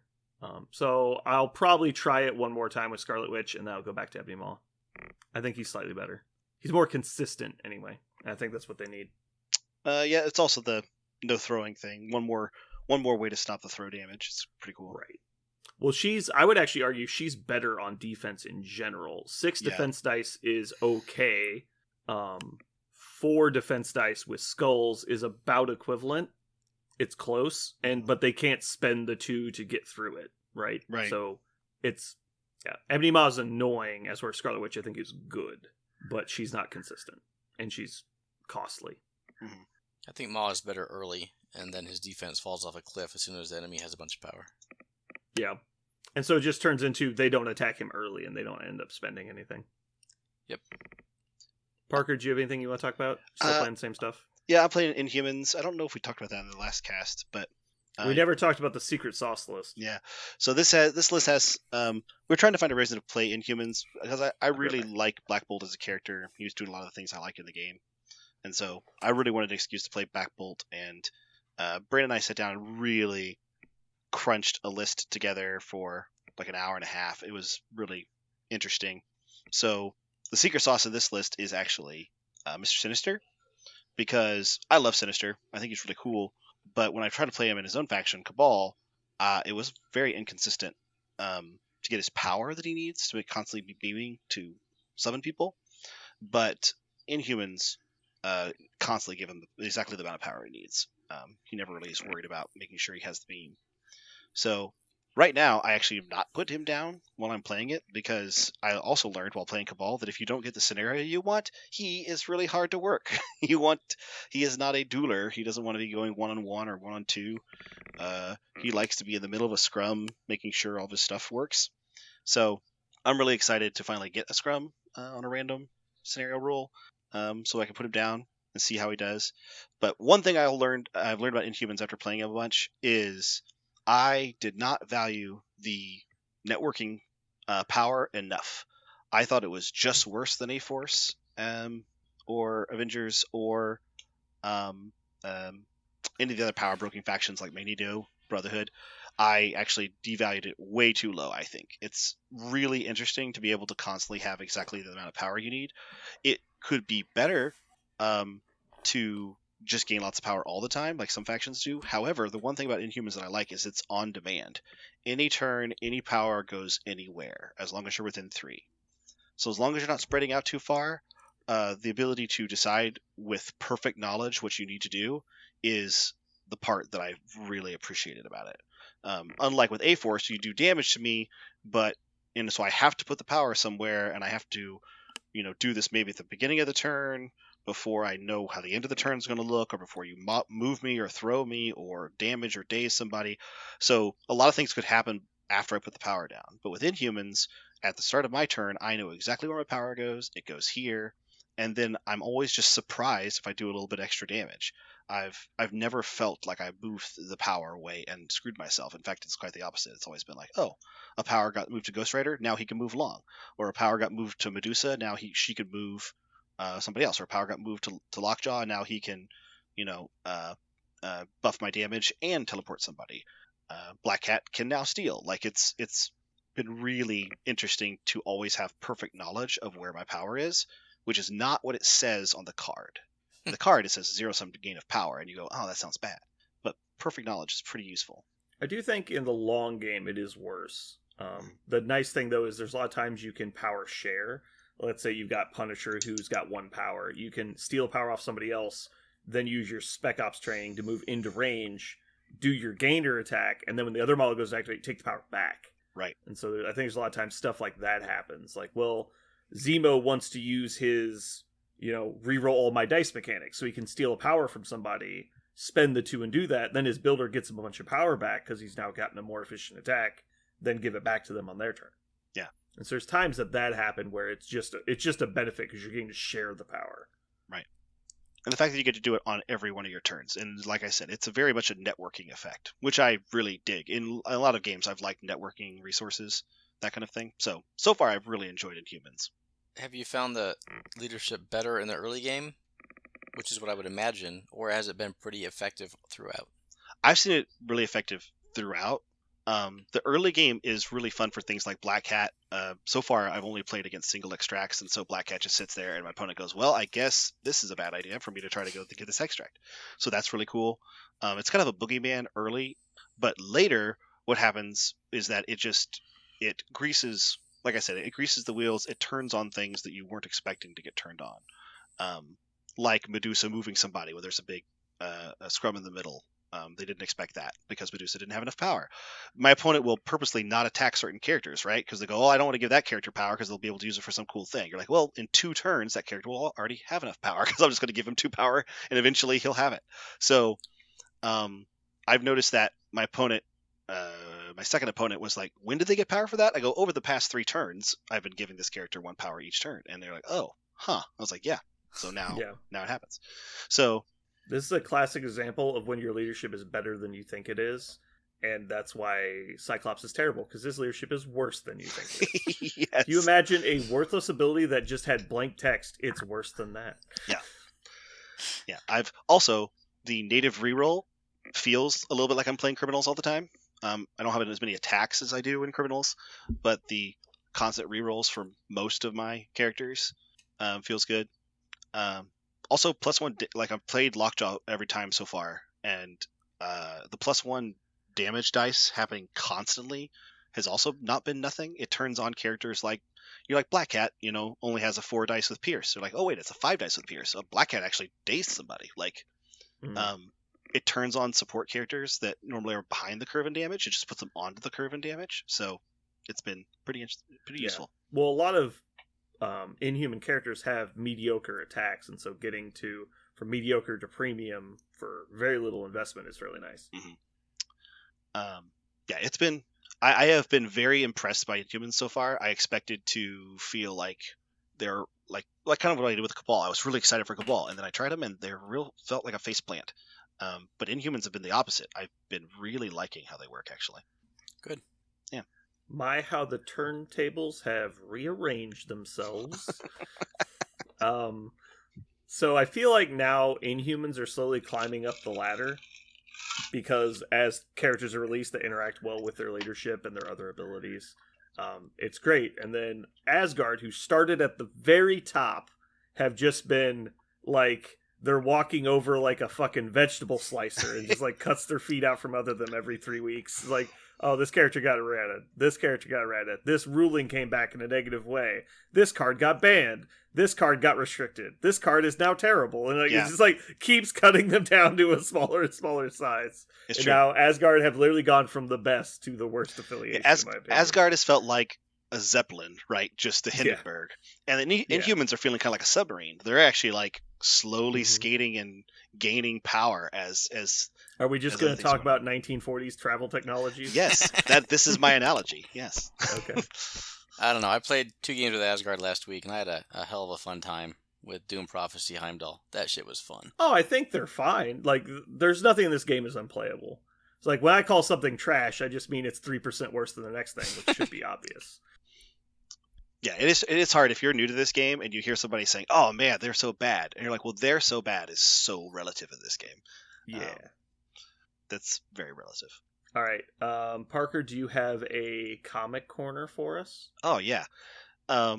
So we haven't talked at all about these guys today, but if you're a Guardians of the Galaxy fan, if you like the movies, it's kind of hard to know where to get started with comics for Guardians of the Galaxy, because different writers have taken over them so many times, and every time somebody takes over, they really rewrite them, and they kind of take it under their wing, and they're a very flexible group like that.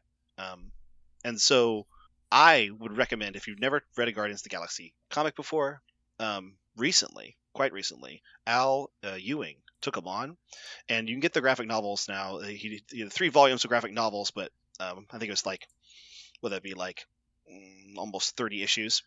And he did Al Ewing's Guardians of the Galaxy run is fantastic.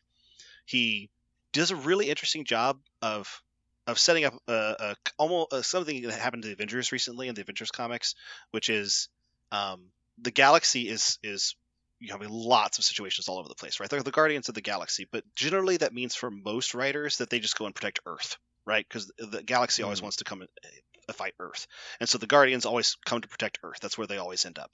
But Al Ewing said, no, we're actually going to try to, protect the entire galaxy. Well, who would want to do that? Who would be interested in that? Well, not the Guardians per se. They're all kind of misfits, and they're a lot more self-centered. So what about new characters? So he actually brings Nova. The Nova Corps is gone. It collapsed under the weight of its own policing duties. But one of the last remaining Novas from the Earth Nova Corps basically takes a leadership role in the Guardians after Star-Lord kind of steps back and doesn't want to do it anymore. And so Nova is actually kind of running the show and directing them a lot. And you get to see how a different dynamic of somebody who's super altruistic and wants to very much use the Guardians to guard the galaxy. Like, what would that look like? And they decide to introduce a bunch of really cool bad guys, every different universal force. Like, if you like the Skrulls, if you like the Shi'ar, if you like Gladiator, if you like mystical stuff like Dormammu, Brandon, Doctor Doom makes an appearance. They literally try. Just about everybody in the Marvel Universe shows up at least one point in this, which it sounds kind of like a hot mess when I say it like that. But then the point is the Guardians of the Galaxy. They're supposed to feel like they're constantly, fighting fires over an entire galaxy. How hard would that be? How exhausting would that be? How tight knit and how focused would you have to be as a group to try to manage that? And that's what it's about. The thing I like most about this run is that Al Ewing focuses on this idea of, if you really put everything aside and you really decided you were going to try to guard the galaxy, how selfless would you have to be? And with these characters, some of them very selfish, what would they have to reconcile? Really good run. I think if you wanted to see Guardians of the Galaxy probably being done better than anybody else I've ever tried to see run Guardians of the Galaxy, it's this one by Al Ewing. There's 3 volumes. You should check them out. Okay.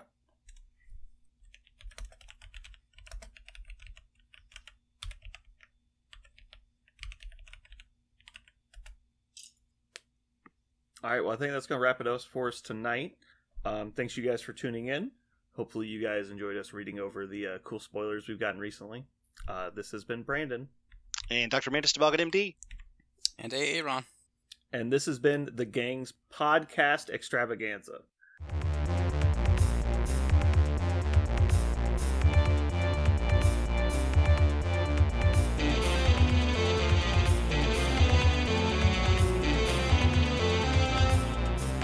So what are we going to call this thing? I got it. Okay. Incredible, new, fantastic, astonishing, mighty, original, uncanny, sensational podcast. I'm just going to put down infamous.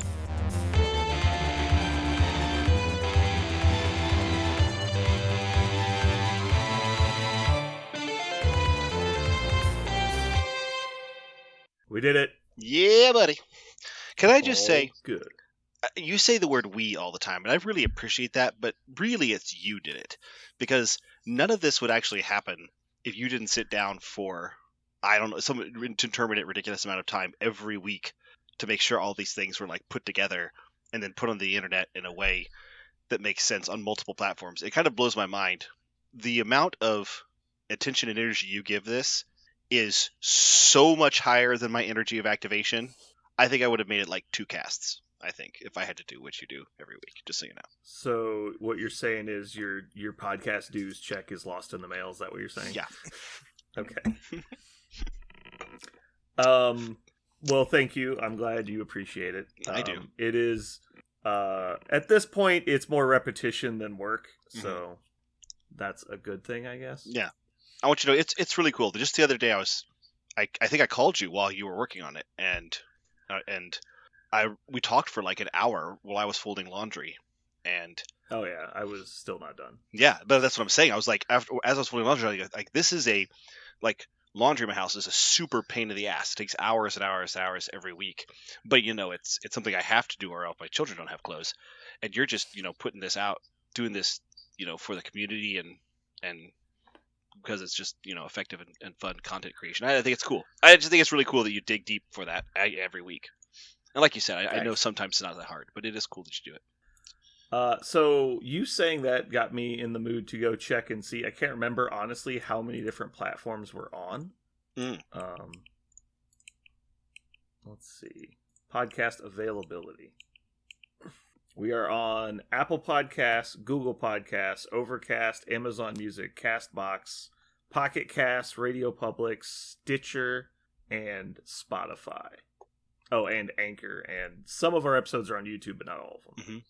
Hey, are we flagged for COVID misinformation on all of them? Yeah, I actually meant to bring that up last week. I totally forgot. Thanks to Jeremy saying that COVID's not going to kill him, we are now flagged for being COVID misinformation podcast. And when I found out that our podcast now, at least on Spotify, has a little button at the top, click here for more COVID information, I actually thought, I felt like we're now doing a public service. The fact that very innocent comment now spreads more positive, truthful information about COVID and what you should do, I think it's great. I think more people should get flagged for COVID. Let's see. I thought I had us. So I'm checking our Spotify now. I had a hard time saying that with a straight face. To confirm that we are or are not. Oh, it's only episode 93 was flagged. Okay, so we're not flagged as a podcast. Well, it specifically says learn about COVID-19. Yeah, that's what it says. It doesn't say that we're lying. It just says, by the way, now that you're going to listen to this, you should probably get some good information while you're at it. So that's cute. Yeah. All right, that's great. Yeah, when Connor told me about that, I was shocked that somebody listened to this. Mm-hmm. I'm sure it's just some software algorithm that caught it, but yeah. So, we got some not happy responses from our Roast the Forums episode, and so that got me thinking. And then so I was randomly just looking at our numbers, and it's actually, let's see here. I was curious, what date was this published? Okay, so it's not the same one. I think our forum episode was 2 weeks ago, right? Yeah.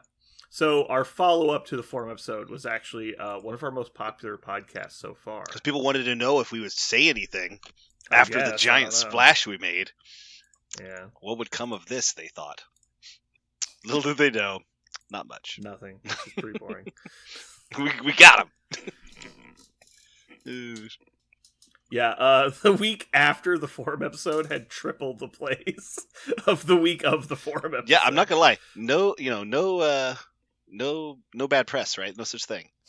Yeah, no such thing as bad press. we make a splash, and here we go. Now we're big time. All right, episode rankings. All-time most popular episode ranking is tie between episode 84 and 71.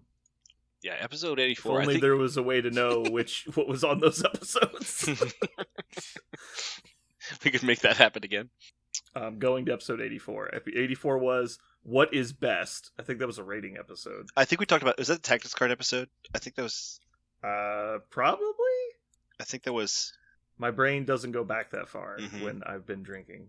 Then episode 71 was A Podcast in Crisis.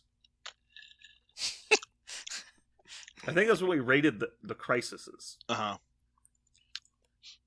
Is it that was that was a good one. We talked about like how to pair them up, how to group them and stuff too, I think. Yeah. Yeah. Back before we ran out of content. We reached the edge of the universe. Yeah. Flat Earth is the edge. It's still probably. Whoa! Now we're having another blue bar. Thanks. Learn about the shape of the planet, like bar above us on Spotify. Yeah. We just talked about this, Parker. Yeah, you're right. And what were you gonna say? I was gonna say crisis selection is still probably my hardest part. Like I can fix holes by building rosters, and I'm like, well, shit. What kind of crisis do I want to play now? It's probably the wrong ass backward way to build stuff, but I figure you've got to. Go ahead. No, you finish. I was say you've got to build a roster that can deal with any crisis because you don't know what your opponent's bringing. Yeah. So if I'm building stuff that can tackle anything, like I can't build for something in particular and forget everything else. Like only if I get ease or I lose. Well, that's a horrible idea. So yeah. Anyway, I'm going to write this down. This is going to be next week's topic. I think this is a good one. So crisis selection. Small pond versus big lake. We just had a huge conversation about that with my Inhumans list. That's been one of my... Yeah. And so this is a conversation that we've had at the store several times, which is probably why I never thought to have it here. But basically, we get confirmation bias because there's been less travel recently with COVID and all the other issues and stuff. So there hasn't been as much like national travel for this game, and so everyone's still playing these little pods. And one thing that we got into is we thought that the Kingpin criminal list was so oppressive that you had to build half your list around it because one of our better players is playing it. And then on the national meta, nobody even knows what the fuck Kingpin does half the time. And we're like, well, how do you guys beat Kingpin? It's like, well, no one plays Kingpin. I'm like, well, I mean, I guess in this world, yeah, you can play Scoundrels, but like in any other world, you couldn't. And so it's just weird. I want to talk about that. Yeah, I like that a lot.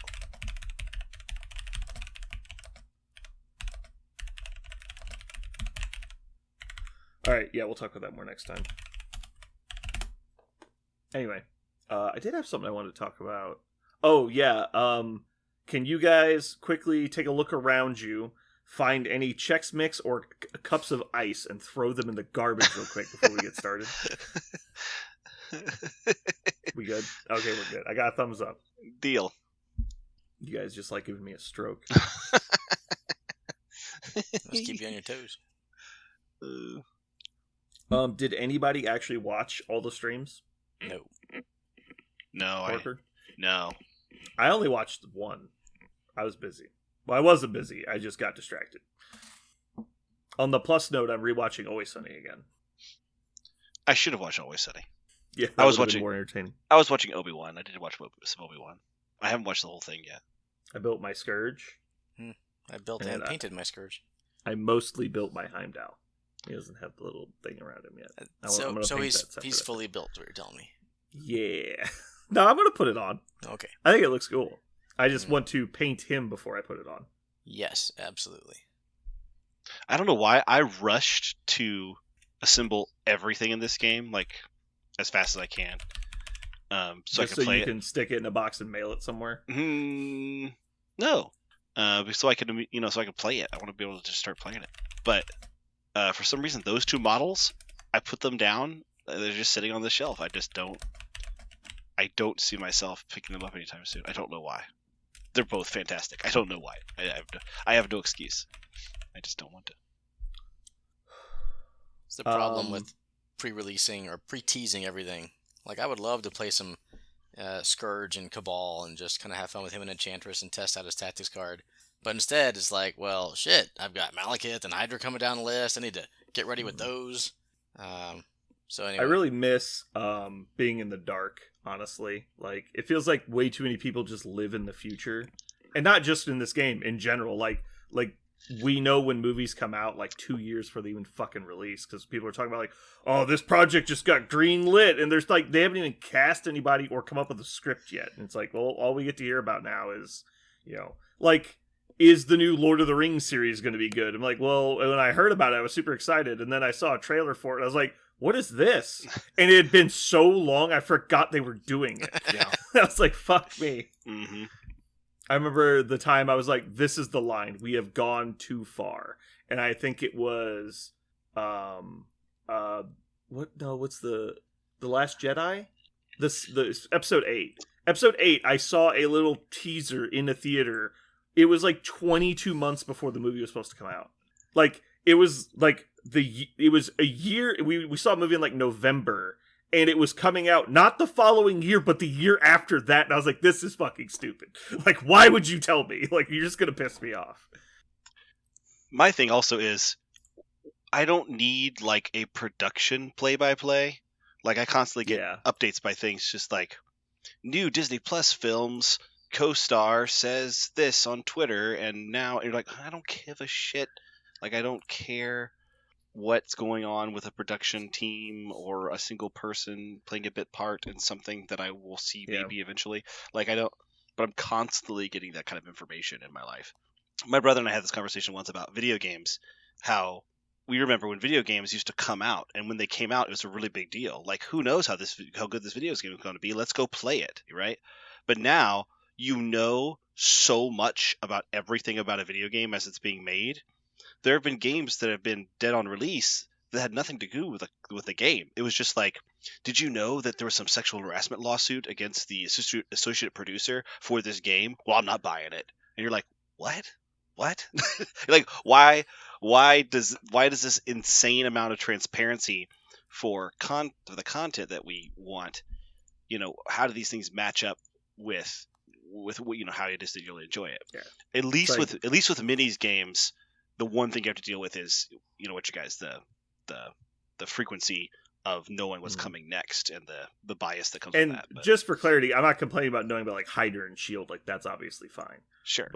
And I like the teasers. I like Sentinels are on the way. But I think we're getting a little over the top with showing cards like weeks or months early. Yes. And mainly just because it's causing people like, well, I want to play it now. It's like, well, that's not how this works. Like, they want to be like, oh my god. Like, they did it almost perfectly with Juggernaut, I would say. Juggernaut's like, well, Juggernaut's got 16 hit points and he's, speed short, but he has other ways to move himself. And then you're like, oh man, what's going to happen? Like, everybody's just freaking out.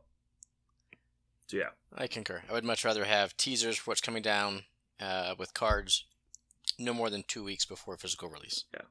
Tactics cards, I'd be fine with spoilers on. Like, if they showed the Red Skull card, cult research. And we were like, oh my god, what is Red Skull gonna do? Like, that could be fun. But nobody's, like, trying to play the card at a local game shop. Like, it just, I don't know, annoys me. Like, there was a whole group of players in Kansas City that we basically never played with for like, a year into the game. Because all they wanted to do was play spoiler stuff, and we didn't want to play spoiler stuff. So it was like, well, we've just rifted our community into two groups, and they'll never play each other again. I am looking for a message I got from somebody. Yeah, my wife said to ignore that. Yeah. I can't remember what this person's name was. Oh, here it is. Okay.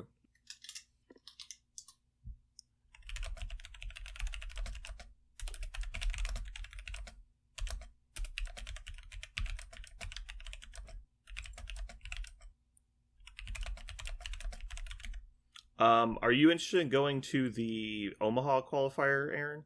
30th of July? Yeah, I think we already talked about this, right? The answer is yes. I'm riding with you and Perrin. Okay. And I want to say Jeremy was talking about it, but he never got back to us. Yeah, here it is. Jeremy says he is going. Okay. Cool. I'm just confirming. Did you buy a ticket or anything? No. Okay. I didn't either. I'm just confirming because they don't believe they had anything like that set up. I'm messaging the guy running it right now and confirming that we don't need to pre-register or anything. I don't think you're a huge stats guy, but did you look at the TTS stats I sent out? I saw that you posted them. I did not get a chance to look at them. I am kind of a stats person. Okay. But I think... Go ahead. I don't like when stats are overly inconclusive because of small sample size. Mm-hmm. But I haven't looked at these at all. Like, I think after 6 rounds, there'll be a lot more data than after 2, but it's still, I don't know what. Perfect example right here. Unaffiliated 100% win rate. Fucking yes.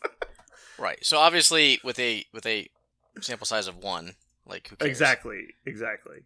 So I just hate how people will quote, well, such and such is overpowered. They have a 75% win rate. It's like, it's a 3-game sample. It's a 4-game sample size, you fucking idiot. Like, right. So I consider balance in a game to be a win rate between 45 and 55%. And that's probably a larger range than most people would allow. But if you use that range, there are only 3 affiliations, well, I guess there's 4, that are above that, which is interesting. Wakanda, Syndicate, Guardians, and X-Men. And unaffiliated. Whatever. The actual spreadsheet goes into much more data. Like, you can pull up a specific faction and see how they did against every other faction, blah, blah, blah. But that gets to be player-dependent because of the specific matchups. So, at that point, I think it becomes too small sample size. But no, yeah, I like this. This is good info, and it will definitely, like you said, be way more informative after several more rounds. Well, here's the other thing, though. Like, which is why I hate the fact that they just, like, add models in after round 3. Like, well, that just throws all the... If you're doing this for data collection, throws it off completely. Like, Cabal's at 33% right now. Guarantee it's going to be higher than 33% by the end of the league.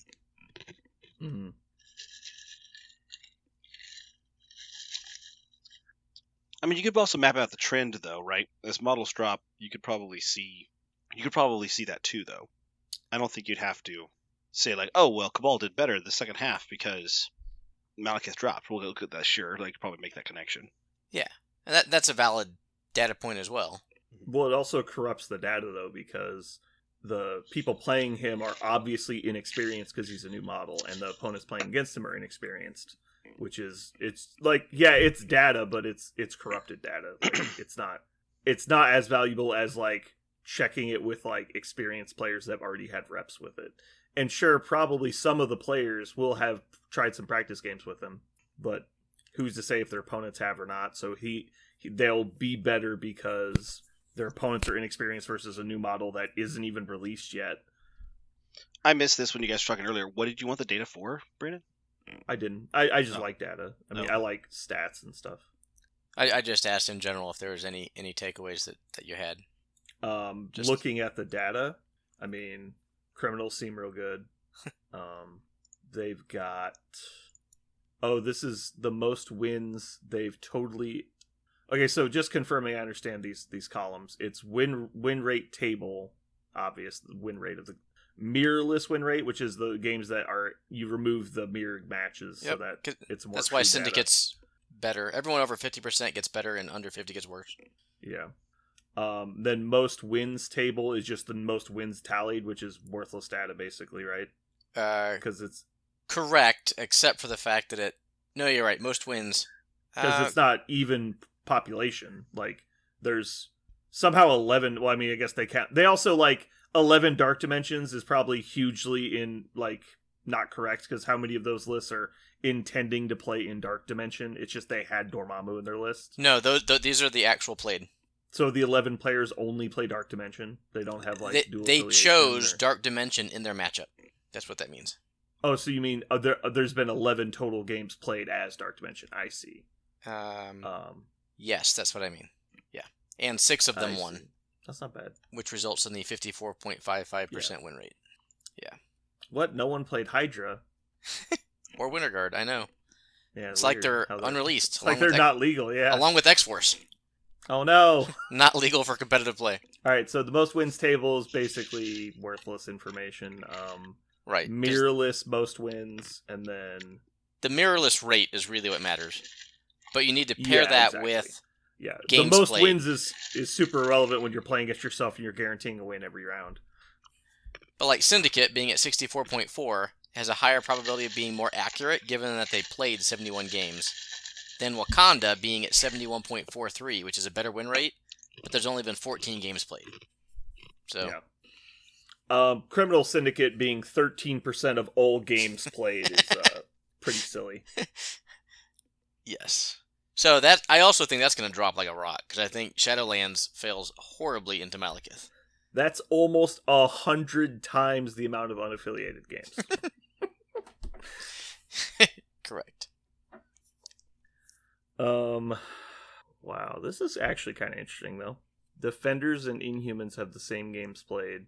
Dark Dimension effectively has the same. And then Wakanda, Midnight Suns, A-Force are kind of the next pack. Asgard's a little bit higher, then picks up to Shield, Black Order, Web Warriors, Spider Foes, Cabal, Convocation, X-Men, Guardians, Brotherhood. I'm surprised Brotherhood's so high. I think that's... They're very popular. Probably... Yeah, exactly. They're a popular affiliation for a lot of reasons. They're also doing well. Yeah, that's good. So my biggest takeaway from all of this was a Web Warrior 31% win rate. So some of the Web Warriors players I've talked to thought that the team, their affiliation just got gutted with the MedPack field wrestling going away. And apparently they're right. Question mark? I find that so surprising, but I mean... I think another big piece is attrition models have started to get so efficient. I think now there are lots of characters in the game that can gut them way too fast from far away also. Yes. So my 2 games were against DeLuca and Deaton, who both played Web Warriors very, very well. But they were both playing a Web Warrior Shadowland Splash just because they could not take Web Warriors into Shadowland. Yeah. So I ended up playing into the Shadowland Mirror. So that doesn't even count against Web Warriors in that 31% win rate because they chose not to play them. So in games people took Web Warriors, they only won 31% of the time. I think that's very telling. Like, that was the affiliation I thought would do a lot better. But what's the games played, though? Not 29 games. That's middle of the pack. Yeah. What do you again, like you said, this is a low sample size in general. Where's this data coming? Where's this data? What website? This is the TTS League stuff. Where do you find it? He posted a picture of it as if you're physically looking for it. It's in the general chat. It's fairly recent.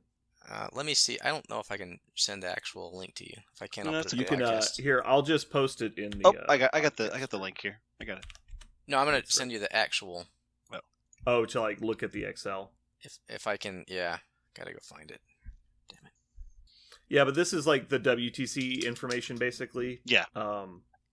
And the issue comes down to who's playing the Web Warriors? Are these people that didn't play a splash and got trapped playing Web Warriors into a bad matchup? Are these new Web Warrior players? Are they super veteran?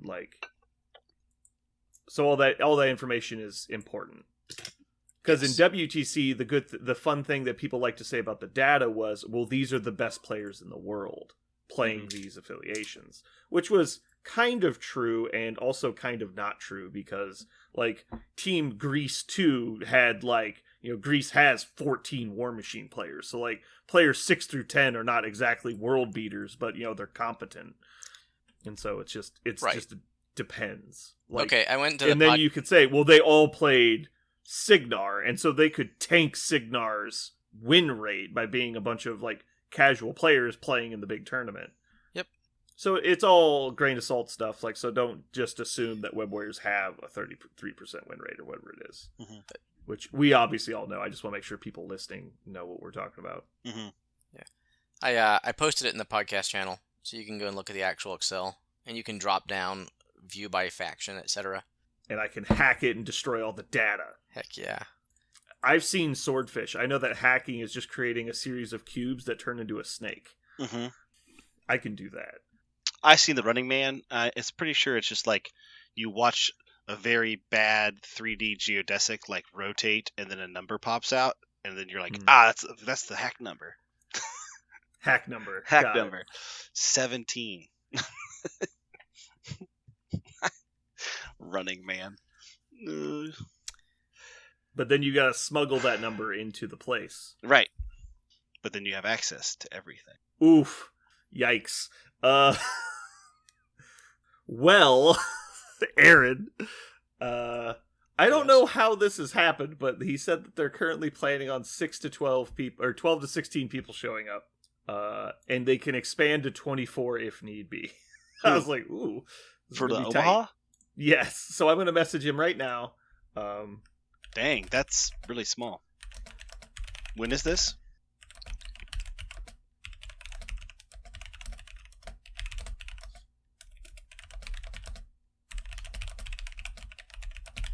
Is this the one this weekend, right? Or is that next week? Next weekend. Next week.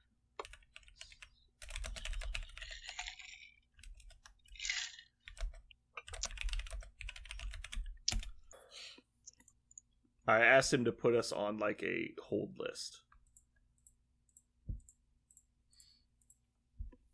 All right, cool. Let's go ahead and get going, and we can chat about some more stuff later. You guys ready? I've been podcasting this whole time. Oh yeah? But like, have you really though? Yeah.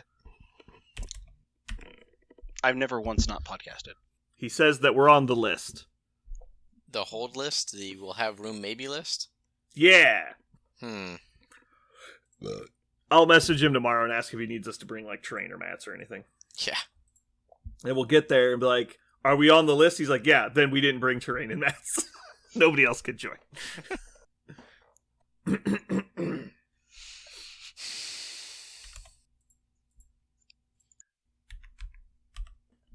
Did you mean to say?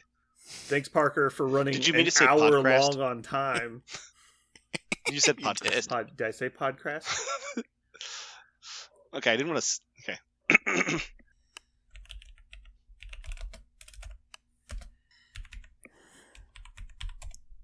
All right, I'll double check I said it right and cut it in if I didn't. Parker, did I ever tell you about our trip to Omaha for the UFS card game? Because it was myself, Max, Ryan, Dave, and I can't remember who else we went with. I think I know of this, There but was 5 of us. there was a meme moment, right, that you guys really liked? Oh yeah, it was great. So this was after the tournament was over. The store who organized the tournament, because there was like 120 person tournament, they organized a after hours dinner at it's a ramen place in downtown Omaha. So anyway, we get there, everyone starts drinking because it's like what you do after tournaments, and we're getting pretty wasted at this restaurant, and Max is the designated driver because he doesn't drink, and so we're all laying into Dave because Dave takes it really well. And so Dave is drinking. I can't remember what he was drinking. It was like sake or something because we were at the Asian restaurant. But anyway, we're driving back to our hotel after everything wraps up. And I remember I'm pretty drunk at this point. I had 3 mixed drinks and like 4 beers at this point. And then we get more beer at the Quick Trip on the way back to the hotel. And I remember that Dave teaches at the college level. And so I'm like, well, Dave would know about this. Hey, Dave, have you ever heard of butt checking? And I'm just having this conversation in the line at Quick Trip. Yeah. The clerk working the counter is very concerned that we are in his establishment. And so Dave's like, yeah, I know what butt chugging is. Like, oh, you're really experienced, are you? And he's like, no. Like, he immediately tries to get defensive about it. And so I don't know why I thought it was so funny, but we keep this butt chugging joke going for like 3 hours when we get back to the hotel. And so he puts on his CPAP machine and he goes to bed. And right as he's going to bed, hey, Dave, if you wake up and you taste Blue Moon, just know that I'm giving you some after sleep beer through your CPAP tube. And he's like, please, God, do not do that. Because for then on, anytime I picture Dave laying in bed sleeping, and I'm just holding the end of his hose and pouring Blue Moon down the hose, it just fucking kills me. And so that's why we immortalized it with him on the hobby table. Okay. But it was a very fun event. I never knew if I told you that story. But that's why I was saying it was really silly. We were making a bunch of jokes and stuff. I thought there was a moment on the table, like where your opponent said something impossible. Oh, that was Ryan. One of his opponents got into like one of the miracle draw situations where you draw exactly what you have to get at the right moment to save the game for you. Mm-hmm. And so he only plays 2 of this one card. It was literally the only card that would have slowed Ryan down, and he drew both of them, not at the start of his turn, but he had an effect that let him draw 2 cards. He top decks both of them and saves the game for him. And so Ryan makes a comment because he's very frustrated. He's like, man, that was really lucky, or something along those lines. And his opponent pauses, looks him dead in the face, and goes, that's just what my deck does. That's it. That's like, it. It wasn't a That's big just deal. what my deck and Ryan's just like is dumbfounded and just deadpans to me. He's like, did you fucking hear him say that? That's right. That's and just so what my from deck now does. on, anytime someone does something that's like a 1% chance, they're like, yeah, it's just what my deck does. Yeah, it's just what my deck does. Bro, Yeah, it's just what my like- deck does. You should build better decks. That's just what my deck does. Yeah, my deck just draws cards that ruin your deck. Just imagine, like, a perfect example is I roll 4 wilds on defense versus, like, Aaron or CJ. And I'm like, that's just what Doctor Strange does. Yeah, that's just what He just blocks 8. That's what he does. that's just what my roster does. I got the finger from Aaron on that one. It's like, oh, I understand that you have Pierce, but I have energy absorption. So that means I cancel 3 of your hits. He's like, but I pierced!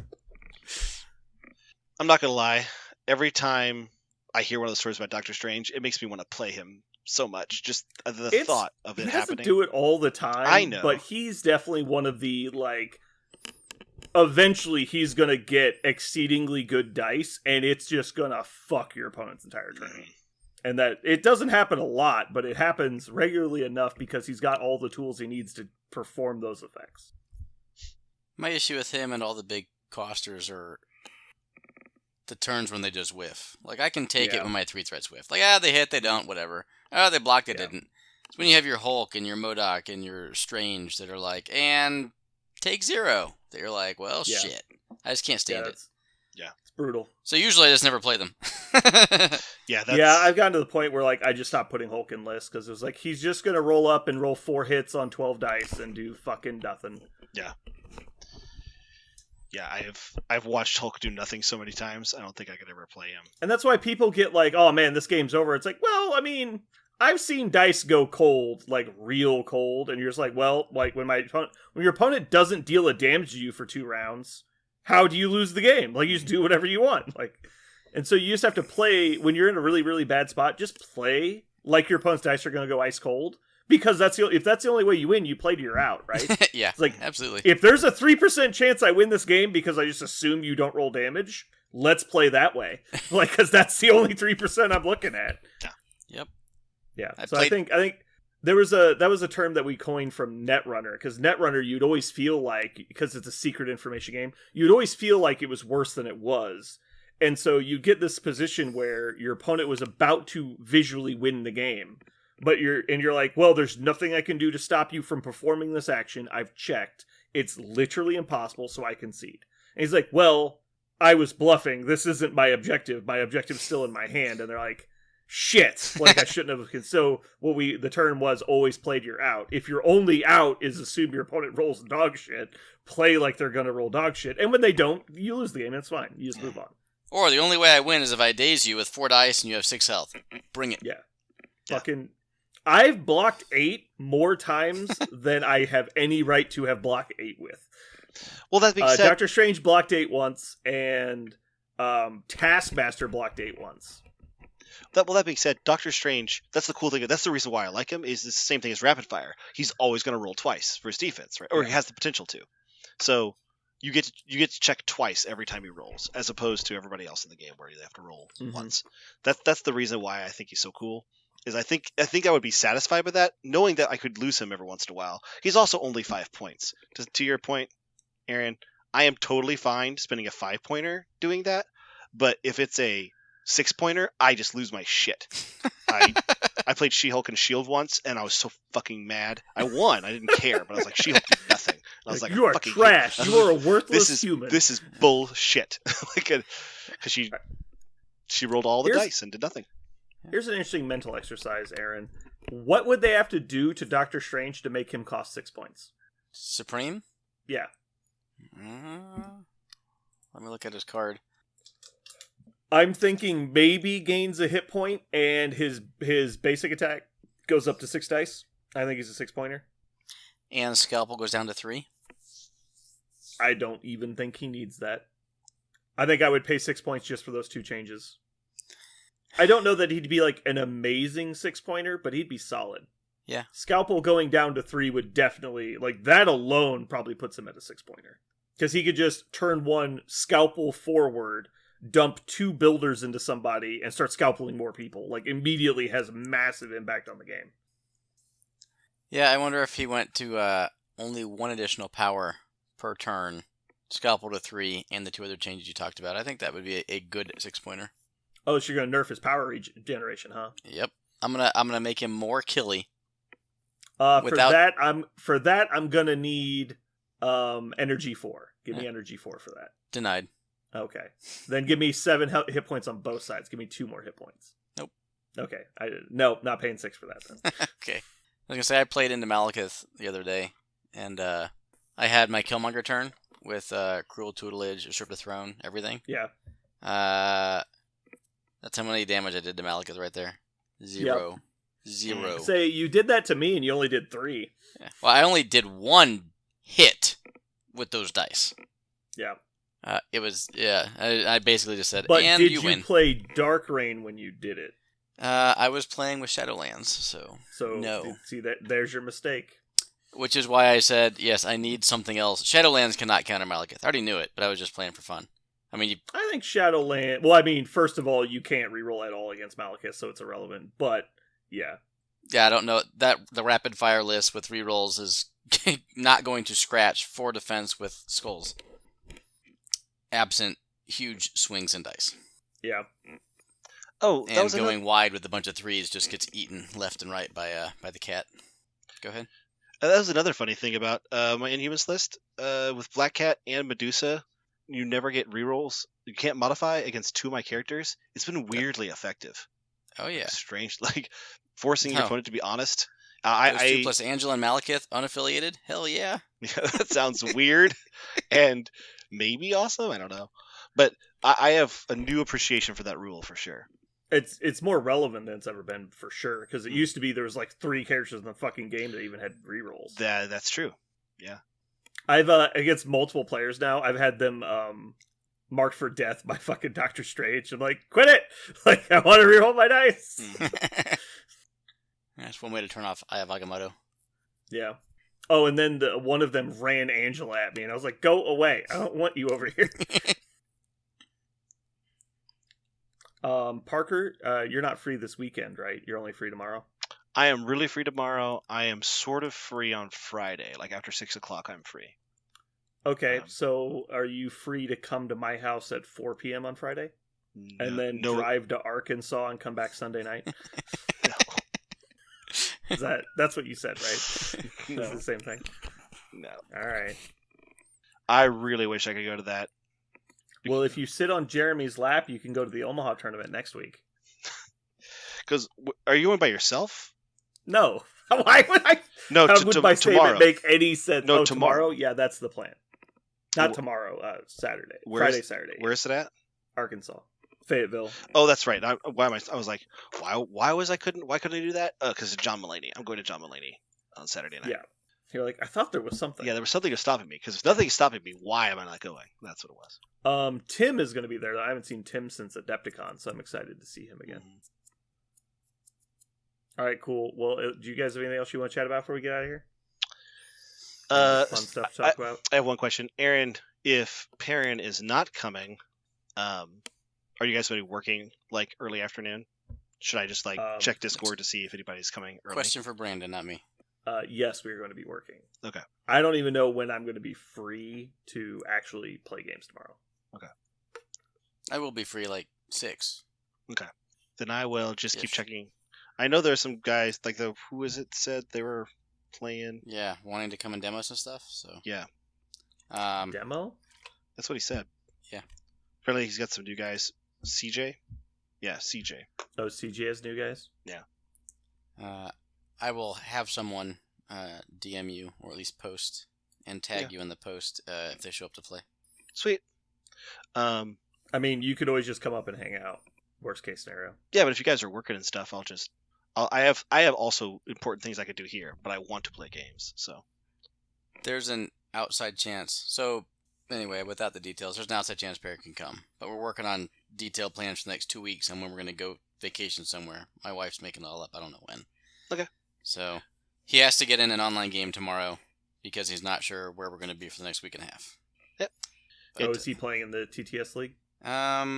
He is. But he's in that and a Blood Bowl League. I'm just not sure which one he's doing tomorrow. He could either play tomorrow or Sunday. And I said, you got to do it tomorrow because I don't know where we're going to be on Sunday. We might be in town or we might not be. Okay. So if we make our decision to be in town on Sunday, then he could come with me tomorrow, which was the original plan. Okay. You got Bring like a laptop and play your game on the laptop. Yeah. Would technically work. You gotta do what you gotta do. I get it, but I just think it's really. I don't care when the games start. Honestly, tomorrow, I'm just amazed that I get there before 8:30. That's just that's gonna feel so good.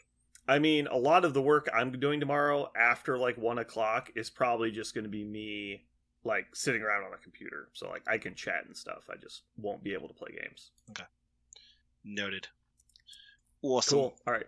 Well, let's go ahead and wrap this up. Yep.